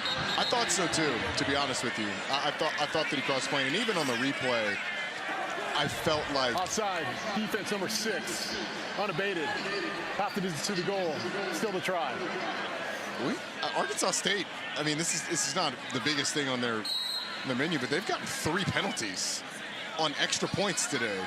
for being offside. So not going to be something that Butch Jones is satisfied with, happy with. This is a good special teams unit a year ago. They have not played like it today. Yeah, by some metrics ranked as high as #2 overall in special teams in 2022. Oh, the pump fake on the extra point, no problem for Zach Schmidt. 34 remains perfect. Tyree Walker has scored twice today. The second time to start our second half. 52-0. It's all Boomer.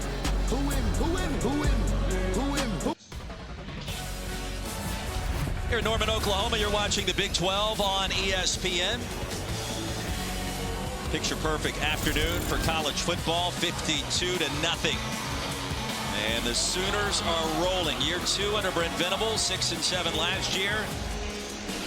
They are trying to change all of that as quickly as possible in 2023. Sun blazing down. Ronnie Jones, Roy Philpott, Taylor McGregor, our hardworking ESPN crew. An offseason that has been filled with conversations about realignment. It really starts here in the heart of America in the Big 12, where you've got some changes brewing. 10 members in 2022. 4 added to the mix this year: Houston, Cincinnati, UCF, and BYU. And then, of course, next year, OU and UT exit to go to the SEC. And then here come the Utes, the Buffaloes, Arizona, and Arizona State, as the seismic shift in collegiate athletics continued up until yesterday morning. What we talked about a little bit in the first half. SMU, Cal, and Stanford headed to the ACC. Second catch for Adam Jones. It's a chain mover after a gain of 14. Wouldn't Texas and Oklahoma love to have great seasons in their last years in the Big 12? It'll make their fan bases feel a lot better about moving to the SEC. And wouldn't the Big 12 teams love to escort both programs to the SEC with a couple of L's on the slate this year, right? Not just the teams. It feels like the commissioner as well would love that. Brett Yormark a couple of weeks ago making some comments at a Texas Tech event that the Red Raiders needed to take care of the University of Texas. You got to feel like those sentiments. He held short of Wreckham, but the thought was there. Barely. Courtney Jackson a catch and another first down into OU territory. Brent Venables and Ted Roof's defense pitching a shutout so far. Zach Wallace over the left side. It'll be a gain of 1. But I think that's the hidden story this year in this conference. Oklahoma has dominated the Big 12 with the 14 conference championships. You can tally up all the other league titles by every other school in the conference. They fall one short of what OU has done going back to 1996. And Oklahoma is looking to reassert their dominance in sort of the pecking order in the conference. But Texas, the school that, you look at those conference championships, has not been nearly as successful as their rival to the north. Texas is the favorite in the preseason, and I think it's going to come down to quarterback play and how far does that defense comes. Because we talked about it earlier, this defense at Oklahoma is going to make a massive step forward. Can Texas do something similar? Can they kind of get over the hump? 3rd down and 9. JT Shrout with time. Good grab on the run by Brian Sneed. Stopped 2 yards short. It'll be 4th down. Kendall Dolby forced him out short of the line to gain. And let's see. I think if you're Arkansas State, I love going for it. You're both playing like it's 0-0 and playing like there's nothing to lose. Officials timeout on the field for an injury. And Kendall Dolby, the injured Sooner, grabbing his left side. 4th down coming up for Arkansas State, on the move in OU territory after this injury timeout. Well, coming up Labor Day night, Durham, North Carolina, the place to be. This all ACC affair, and right here on ESPN, of course, as well. Top 10 Clemson on the road, Wallace Wade Stadium. 8 o'clock Eastern, 5 Pacific on ESPN and the app. Coverage starts with College Football Countdown at 7 Eastern as we continue week number 1. And Cade Klubnik assuming controls of that Clemson offense on a full-time basis this year. DJ Uiagalelei, of course, in Corvallis, Oregon, with the Beavers. And Riley Leonard, maybe the best-kept secret in the Atlantic Coast Conference in terms of quarterbacks that can simply get the job done, Roddy Jones. I believe the draft experts, the #1 prospect in this game in terms of this 2024 draft, the draft coming up, is the quarterback at Duke. It's Riley Leonard. 4th down and 2 for Arkansas State. Red Wolves trying to get on the scoreboard for the first time.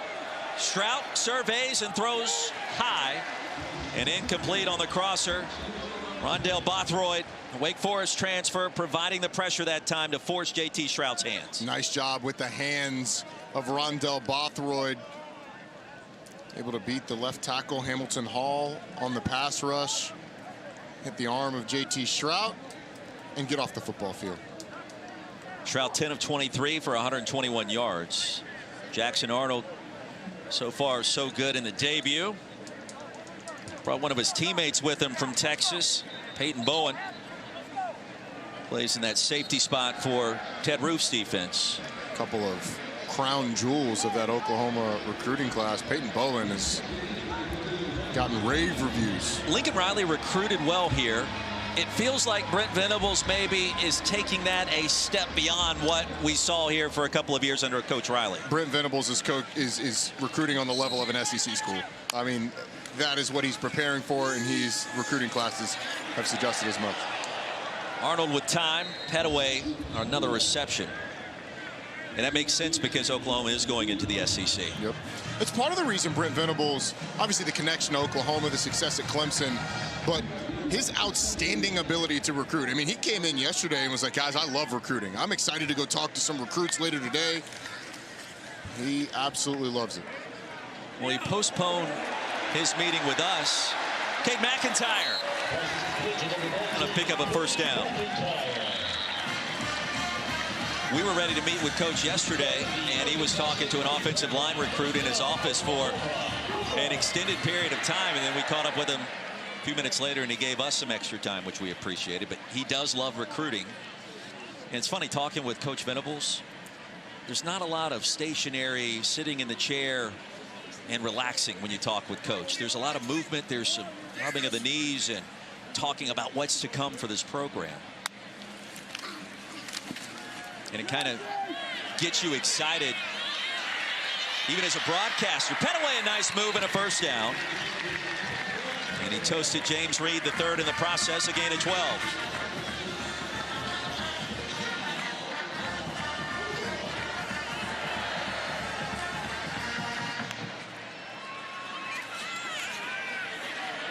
Arnold, tempo, back corner, off the cam, touchdown. Jaden Gibson, right over the top of Leon Jones. How you doing?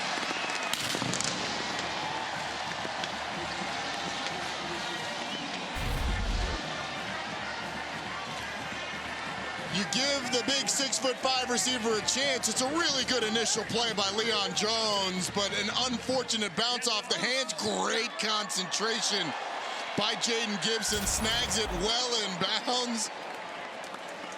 And Jackson Arnold delivers. Touchdown pass to the big receiver. Jackson Arnold, 8 for 8 for 102 yards and a touchdown. Jaden Gibson, originally committed to Florida, out of Winter Garden, Florida. Here in Norman, he's doing quite nicely, thank you very much. And the perfect start for the quarterback, the 5-star, is made enhanced by Jaden Gibson's concentration on the back end. The Jackson Arnold era here in Oklahoma is off to a perfect start. 8 for 8 with 102 yards and 1 touchdown is the freshman quarterback. I've been studying his every move when he's come to the sideline in between series, and what I can tell you, there is a confidence about this young man of, hey, yes, I went out there and I am perfect, 8 for 8 when it comes to completions, but this is what I've meant to do. There's certainly something about him. He oozes a presence and a confidence that's real, guys. Brent Venables told us, I think, and he said it best yesterday, one of the most humble and confident people you could ever be around. Jaquez Cross Crossing the 20, brought down there as we say hello to Matt Berry once again.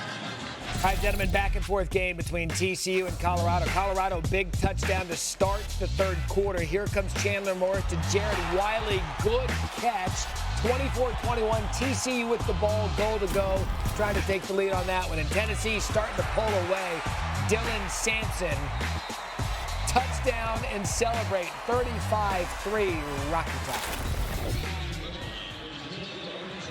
Matt, we appreciate that update. It is great to see Virginia back on the field for the first time after the tragedy late last fall. Mac Hollins leading the team out earlier today, and Roddy will be in Charlottesville next weekend. We look forward to that trip. And as Tanell Bryant went around the left side, picked up 8. Oklahoma thinks it has the football. Kenai Walker trying to rip it loose. Ruling on the field is a fumble recovered by the defense. First down, Oklahoma.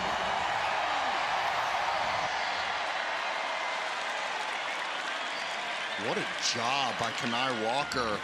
Just coming in after Bryant was already wrapped up. Sticks his arms in there, pulls it out. Peyton Bowen had the initial hit, was slinging him to the ground, and Kenai Walker opportunistically sweeps in and says, "I'll have that, thank you very much." Transfer from Louisville, 26 for OU. Originally out of Sewanee, Georgia. And this is the kind of play that Brent Venables really will gravitate towards. The passion, the energy, and the ability to simply not give up in a sequence where a lot of teams, a lot of players would at the end of that play. Yeah, first turnover for either team of the game. And Oklahoma had the weird statistical anomaly of only having recovered 4 fumbles a year ago. Just created one there. Jackson Arnold through the line. He'll pick up a first down, a gain of 11.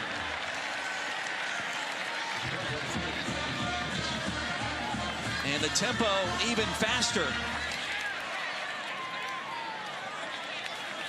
Oklahoma already a 50-burger on the scoreboard. And listen, this is valuable experience. It's not great for Arkansas State fans, but for a freshman quarterback, there's no way to simulate these kinds of reps in practice, right? No, there's not. It gives you an opportunity to play a lot, to go through different scenarios. Now you've got a sudden change scenario under your belt. Back-to-back quarterback runs. I really liked what Jackson Arnold. That was sort of a savvy run, hugging close to the lead blockers when you've got an unblocked guy on the outside to break that tackle and get some extra yardage.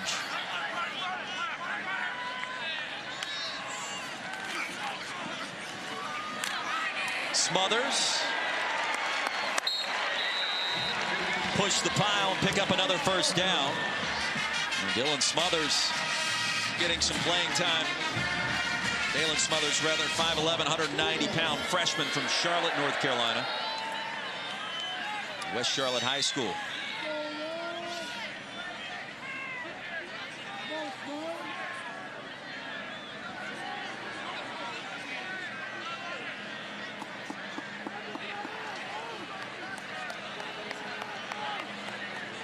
And Oklahoma content to allow that clock to run down and back off the pace for a moment.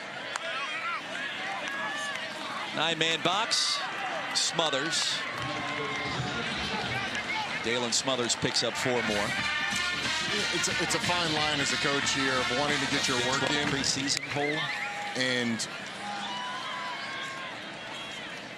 wanting to get your work in, and then also not wanting to embarrass your opponent. You know, there's and I think that's sort of the fine line that Brent Venables is starting to tread here, slowing it down a little bit. Because, I mean, to be honest, Oklahoma could score as many points as they wanted to today, it feels like, but slowing down the tempo, shortening the game a little bit, it's going to help. Arnold busts through again for another touchdown.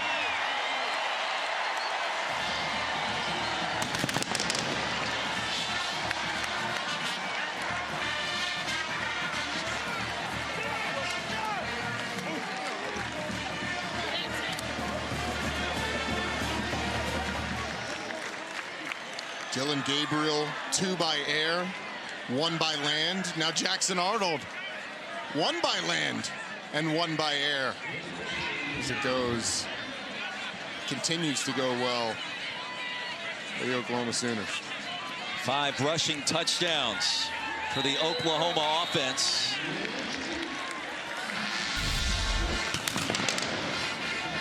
One more look at Jackson Arnold after the extra point drilled by Gavin Marshall. Got a puller coming around, big Nate Anderson, a couple of pancakes.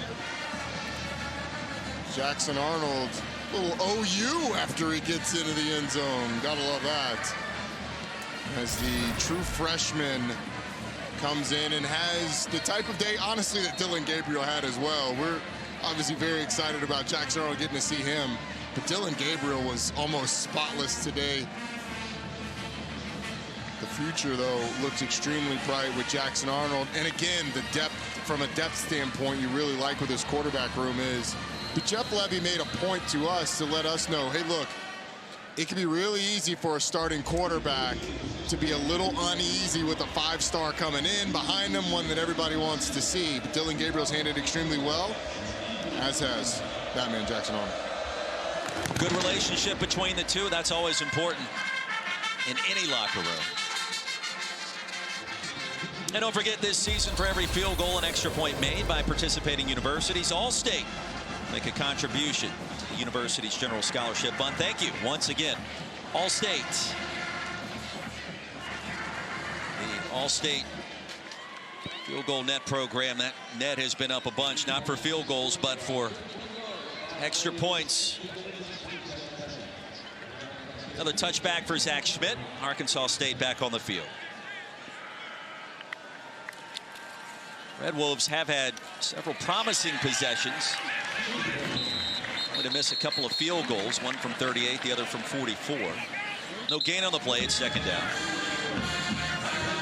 OU was picked third in the Big 12 preseason poll. And we always undervalue Kansas State. TCU came out of nowhere last year. Texas was the favorite. Chris Klieman and K-State will be involved in that conversation as well. You see where Texas Tech, Joey McGuire's done a tremendous job in Lubbock. Big win against Ole Miss. The Texas Bowl closed down last year. League is pretty salty at the top, and this team could factor in all of it by the time it's all said and done.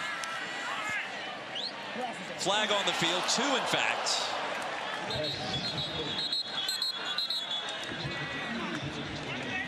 Healy was open for a moment.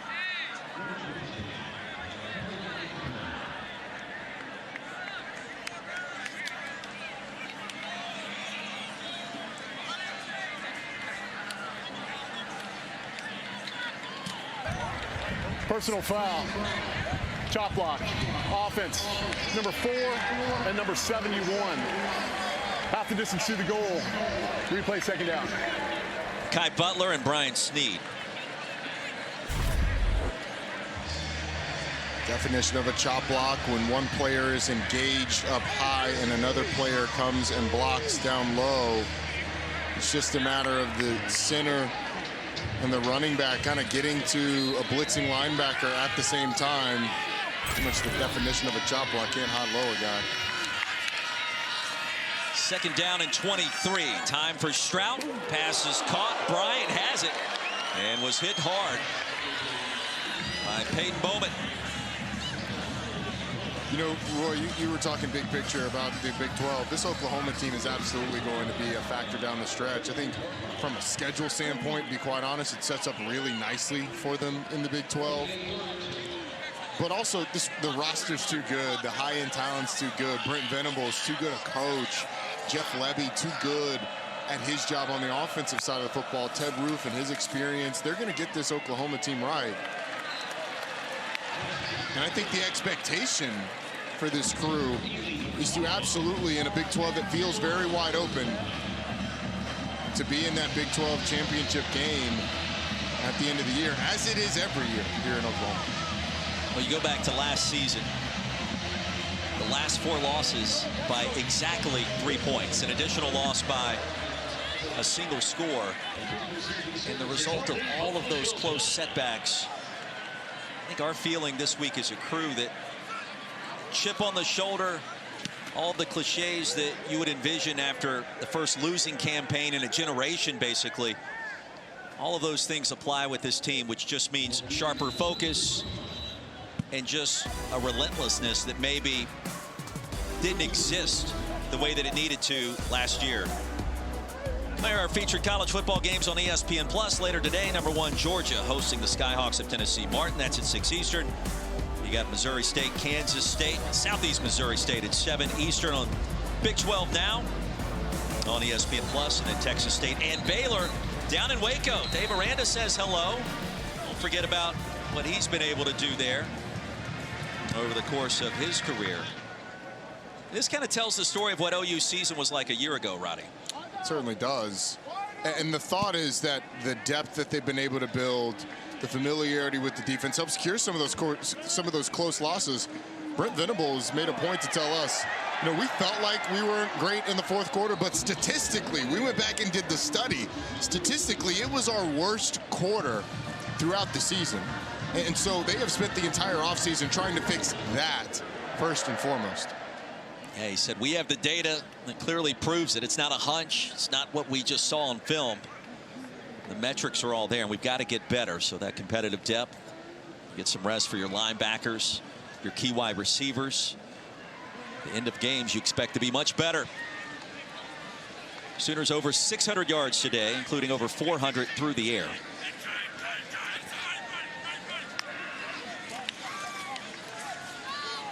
Smothers driven backwards in a TFL for the Arkansas State defense, and Sam Graham.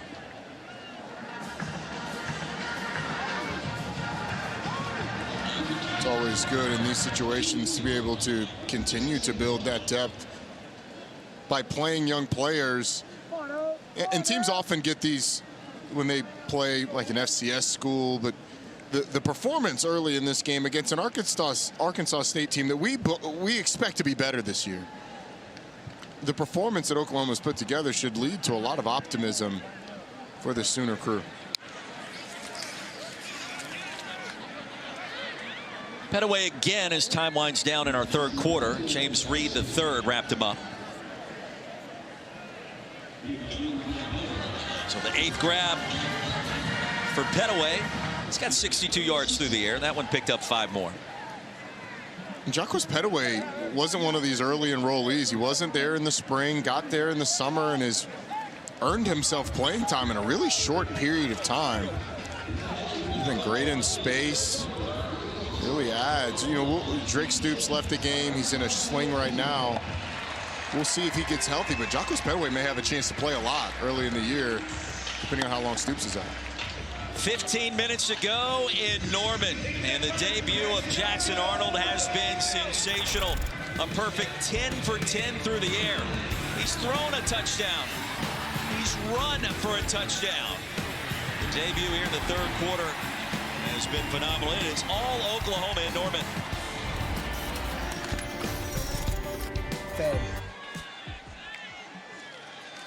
Oh, well played, sir. Thank you, Matt Berry. The start of our fourth quarter here in Norman. Number 20, Oklahoma leading Arkansas State by a bunch. Roddy Jones, Roy Philpott, Taylor McGregor. And the Sooners on the move again with the backup quarterback, the 5-star phenom, Jackson Arnold, manning the controls. Jackson Arnold still has not thrown an incomplete pass. Is that an official Roddy Jones watch at this point?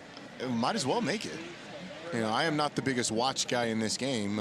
Butch Jones would be the biggest watch guy, but I am watching other things than he is watching.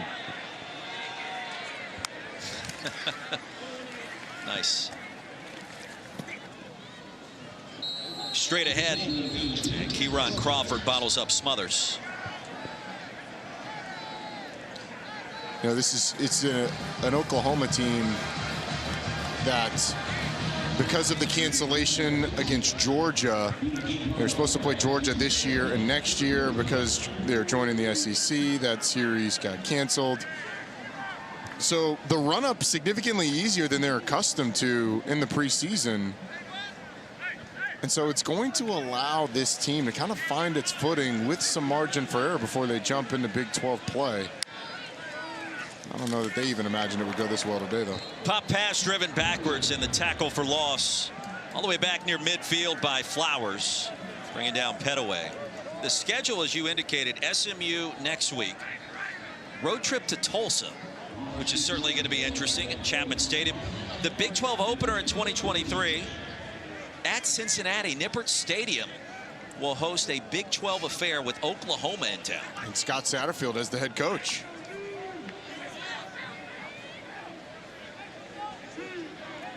There's going to be a lot of that type of feeling over the next few seasons.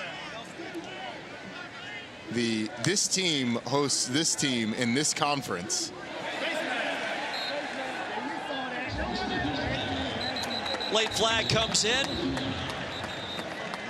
And Sujic with a face mask. Number 7 for the Red Wolves.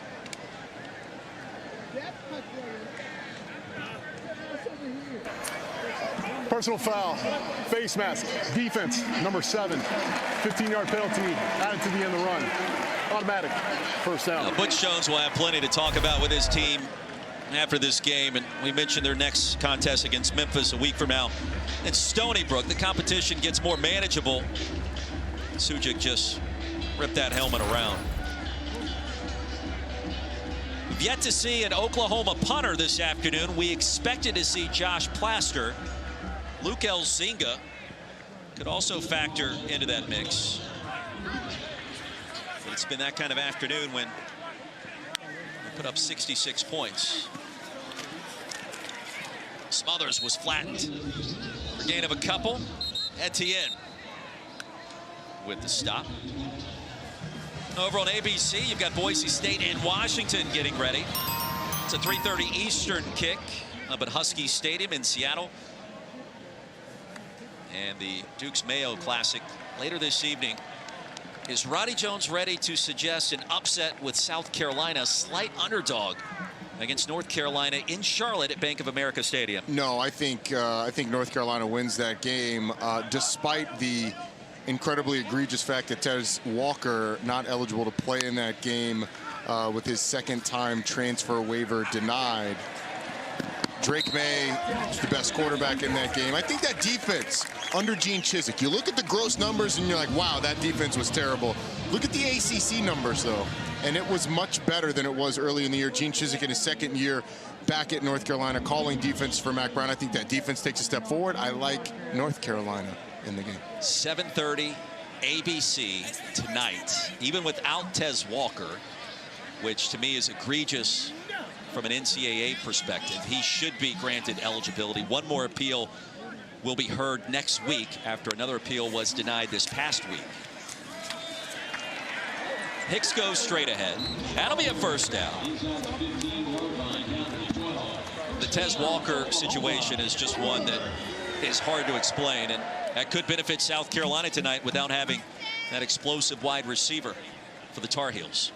But South Carolina replacing both coordinators, offensively and defensively. What does that look like? And we haven't talked about the fact North Carolina replacing their offensive coordinator. Phil Longo off to Wisconsin, bringing the air raid to the Big Ten. We love that, by the way, just to see what it looks like.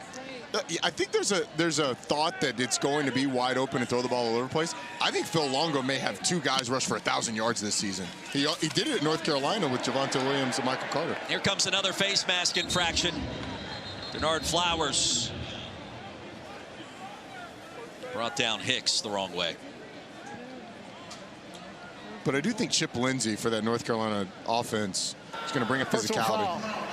Face mask, defense, number 18, half the distance to the goal, automatic, first down.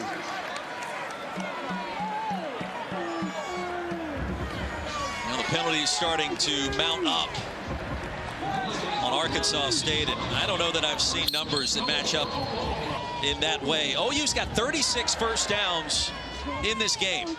Arkansas State has run 39 plays, Roddy. It's one of those stats that you never think you're going to be in a game where one of those pops up. And here we are. It's been total domination is probably an understatement for what it's been for Oklahoma. Hicks to the edge. And the end zone for another OU touchdown.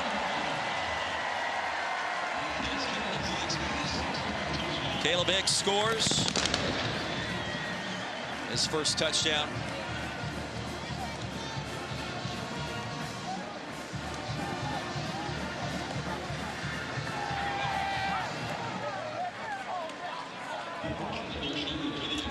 really impressed with Oklahoma's blocking on the perimeter. Their receivers have really gotten after it. You can see it on this one.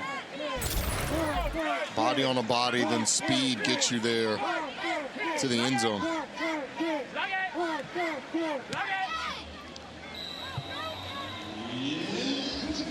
Well, Oklahoma, a heavy favorite coming in.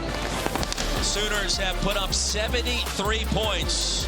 Expected to win in convincing fashion, but 73 going to turn some heads around the country.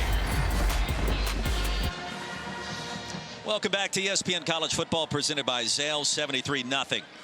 Less than 10 minutes to go as we take a look at today's Aflac trivia question.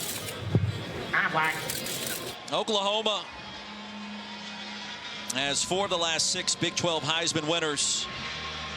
Who are the other 2, and where did they go? RG3 at Baylor. Since the start of the Big 12. RG3 at Baylor. That's an easy one. The other one would be...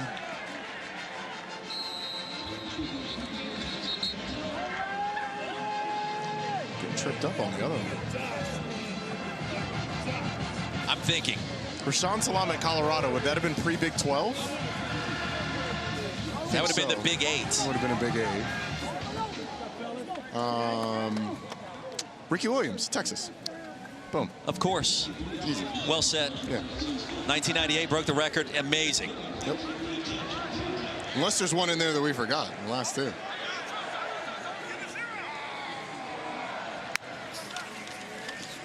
Well, Ricky Williams won in 98. Big 12 started in 1996. Yep. And then you got RG3. The answer is... Like Steph Curry down the lane. Survey says... Layup, baby. Walking off on this one. RG3 got it done. Eric Crouch. Eric Crouch! Oh, man! Nebraska. That's a tricky question. Oh, that was tricky. That was tricky. We skipped over Eric Crouch. Man, I used to love Eric Crouch on NCAA, like 2001, 2002. I used to play with Nebraska all the time. How could that's on me? You know what, Roy? I'm patting my chest. That one's me. That one's on me. That one's on me. You didn't provide a lot of help. No, I didn't. That one's on me. Oklahoma, well, they've won a lot of Heisman trophies here. Big 12 era, Jason White, Bradford, Mayfield, Kyler Murray. In the pre-Big 12 era, got a couple more to tell you about. They got the statues right outside the stadium here to prove it. Eric Crouch. That one got me. That's a tough L to take week 1. That's a tough L to take. Well, the problem is you have conference realignment and teams have shuffled in and out of all these leagues. I'm not making excuses. I should have gotten that one. McKenzie brings down Wallace again. Pre-Big 12, Heisman winners. Who can forget the great Billy Sims, Steve Owens, Billy Vessels. Back in the early 1950s, sans face mask. Yeah. Toughness personified. You know, it really sort of drives it home, the amount of excellence that's come through this program. When you drive by the statues and you see the Billy Vessel, Steve Owens, Billy Sims, then the Kyler Murray, Baker Mayfield, Sam Bradford, Josh White, like just driving by them, you can tell when they started to put up those statues, weren't really sure that they'd get to 7, but you got enough space to continue to build them out. Jackson Daly tosses one. Miller McCrumbie.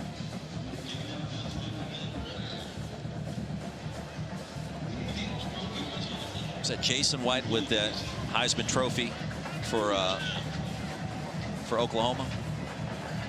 Yeah. You know, 107. And then you've got, like, you know, a guy like Jalen Hurts who made the Heisman Trophy ceremony.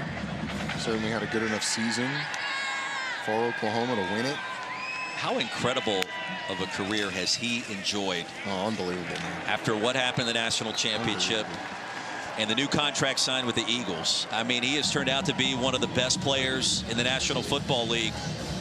And he was a guy that left Alabama to come here to Oklahoma and has only just gotten better and better in all facets of the game since. It feels like one of those guys where you feel great about both schools claiming him. The year that he put together here at Oklahoma, obviously the body of work that he had at Alabama, did things the right way. And it really sort of drives home what's expected here out of Brent Venables. That's the level of player, that's the level of success and excellence that's expected, and he certainly knows that as well as anybody. Ethan Downs a sack. On 2nd and long, it'll be 3rd down and longer.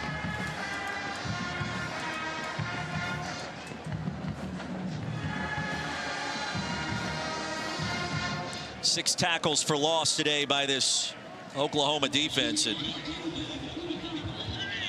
you see some of the key players still on the field. I was going to say, a lot of guys who are... That shutout is pretty important in week 1. Ethan Downs listed as a starter. He's still in the football game. Got interesting personalities on that side of the ball this season in Norman, with Trace Ford coming in from Oklahoma State. Played there for a handful of seasons. Of course, there's going to be a lot of conversation at the end of this year about Bedlam. With OU going into the SEC, it looks as if that series will not persist after this season, which is only going to make that game even juicier. But boy, for college football, you hope that somehow, some way, everybody comes together and some of the rivalries that could be lost are not. You would certainly hope so. And look, ego, pride gets in the way of this a lot of times, but I think we need to have leadership and the adults in the room come together and say, hey, look, I know Oklahoma State, you're upset about what happened with Oklahoma and the way that they're leaving. And I know that your reasoning is, hey, they left so they don't want to play the game. But that game needs to be played for the health of college football. And so I hope after some healing, we get some of those rivalries that we've lost back. Less than 5 minutes to go. Brent Venables pleased with his team. Week 1. It happened in '98. We had it, Matt, but the question was the last 2, and Ricky Williams happened before Eric Crouch, so they snuck it in on us. Those sneakers. For the record, that TCU Colorado game, Shedeur Sanders 32 of 40 through the air, 364 yards and 2 touchdowns. 32 of 40, wow. 32 of 40. Chandler Morris 20 of 33. Good back and forth affair there. Coach Prime's debut at CU. Still in the Pac-12, but next year in the Big 12. New quarterback to tell you about, Davis Bevell. Signed with Pittsburgh, originally from Greenville, South Carolina, my neck of the woods. Good player. Under center. And in that pistol formation, we'll see a bit this year once again in Norman. Yeah, we will. And if you didn't see early on the onslaught that Oklahoma put on this Arkansas State defense, I mean, the quarterback position has looked great for Oklahoma so far today. Dylan Gabriel was fantastic. He was decisive. He was accurate. Hit big plays. Lots of like. As now you see our 3rd Oklahoma quarterback. Well, I'll frame it to you like this. OU has attempted 33 passes today. Only 3 have been ruled incomplete, and Bevell got rocked. Slow to get up. And he went back down. Officials tied down the field. Twisted up for injury. Less than 4 to go and an injury timeout at Norman. ESPN College Football is presented by Zales, only at Zales, the Diamond Store.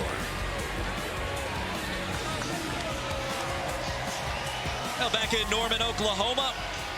Davis Bevell assisted off the field moments ago. Certainly hope he's okay. Came in quickly and left just as fast after absorbing a tough shot in the upper body. General Booty, the new quarterback, he steps in for the first time for Oklahoma this year. Saw action last season against TCU. And on 3rd down, could be a free play for Booty. He'll loft one that is incomplete. Offside. Defense, number 96. 5-yard penalty. Replay 3rd down. General Axel Booty was so named because his father, former LSU wide receiver Abram Booty, was obsessed with the military, promised to name his son General. And the well-rounded quarterback transferred from Tyler junior college. I feel like we need to address the elephant in the room. And that's it. This Oklahoma crowd, with their applause, showed that they've been waiting for Booty all day. They've been waiting for Booty for a long time. And on third down, driven backwards by Gavin Potter, Caleb Hicks will lose a couple. Well, it has not happened yet today, but it could be on the verge, and we're talking about Oklahoma having to punt. Fans certainly don't want it. They want more General Booty. What they will get is an Oklahoma punt for the first time today. And we spent a lot of question on which punter we would see. We had to wait till 2 minutes, 50 seconds into the fourth quarter to get that answer. Josh Plaster, transfer from Arizona State. Won the competition. Went right up until pregame meal earlier this morning. Courtney Jackson calls for the fair catch at the 41. Sooners pitching a shutout, 73-0 after a punt of 50 by Plaster.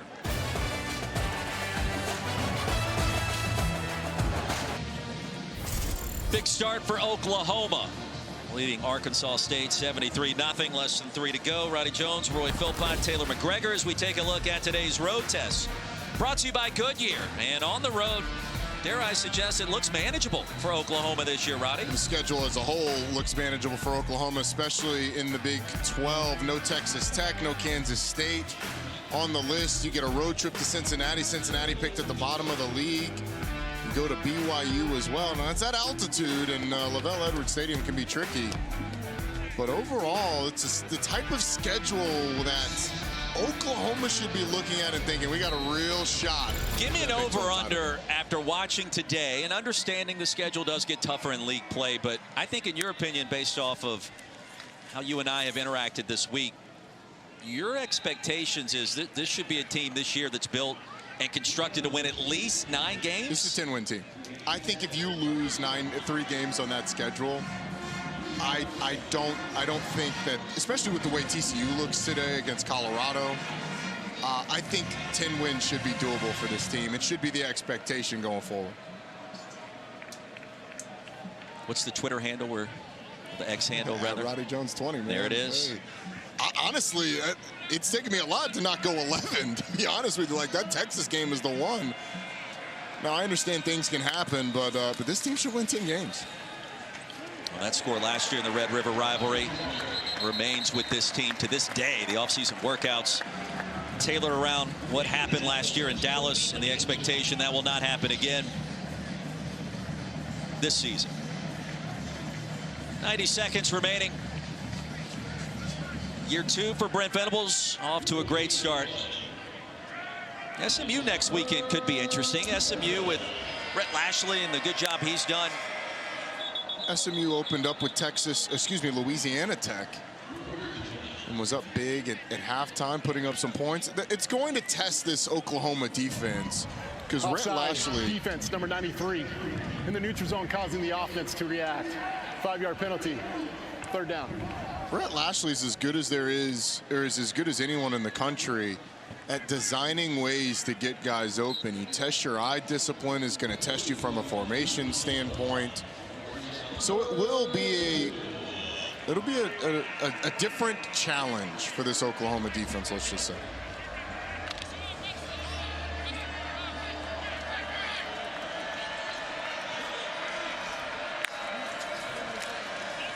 Jackson Daly will step ahead and to the side to pick up a first down on 3rd and short.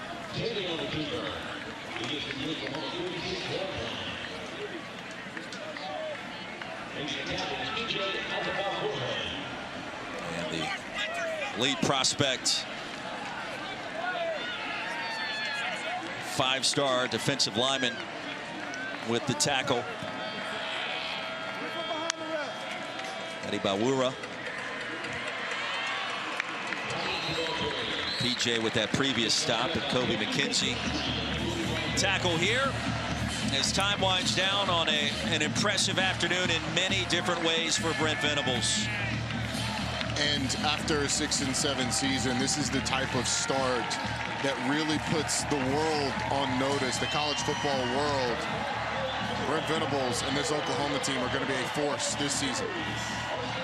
Dylan Gabriel, Jackson Arnold, a host of receivers and running backs got the job done in a very big way. Number 20 OU 73, Arkansas State nothing. Ronnie Jones, Taylor McGregor, and our entire crew.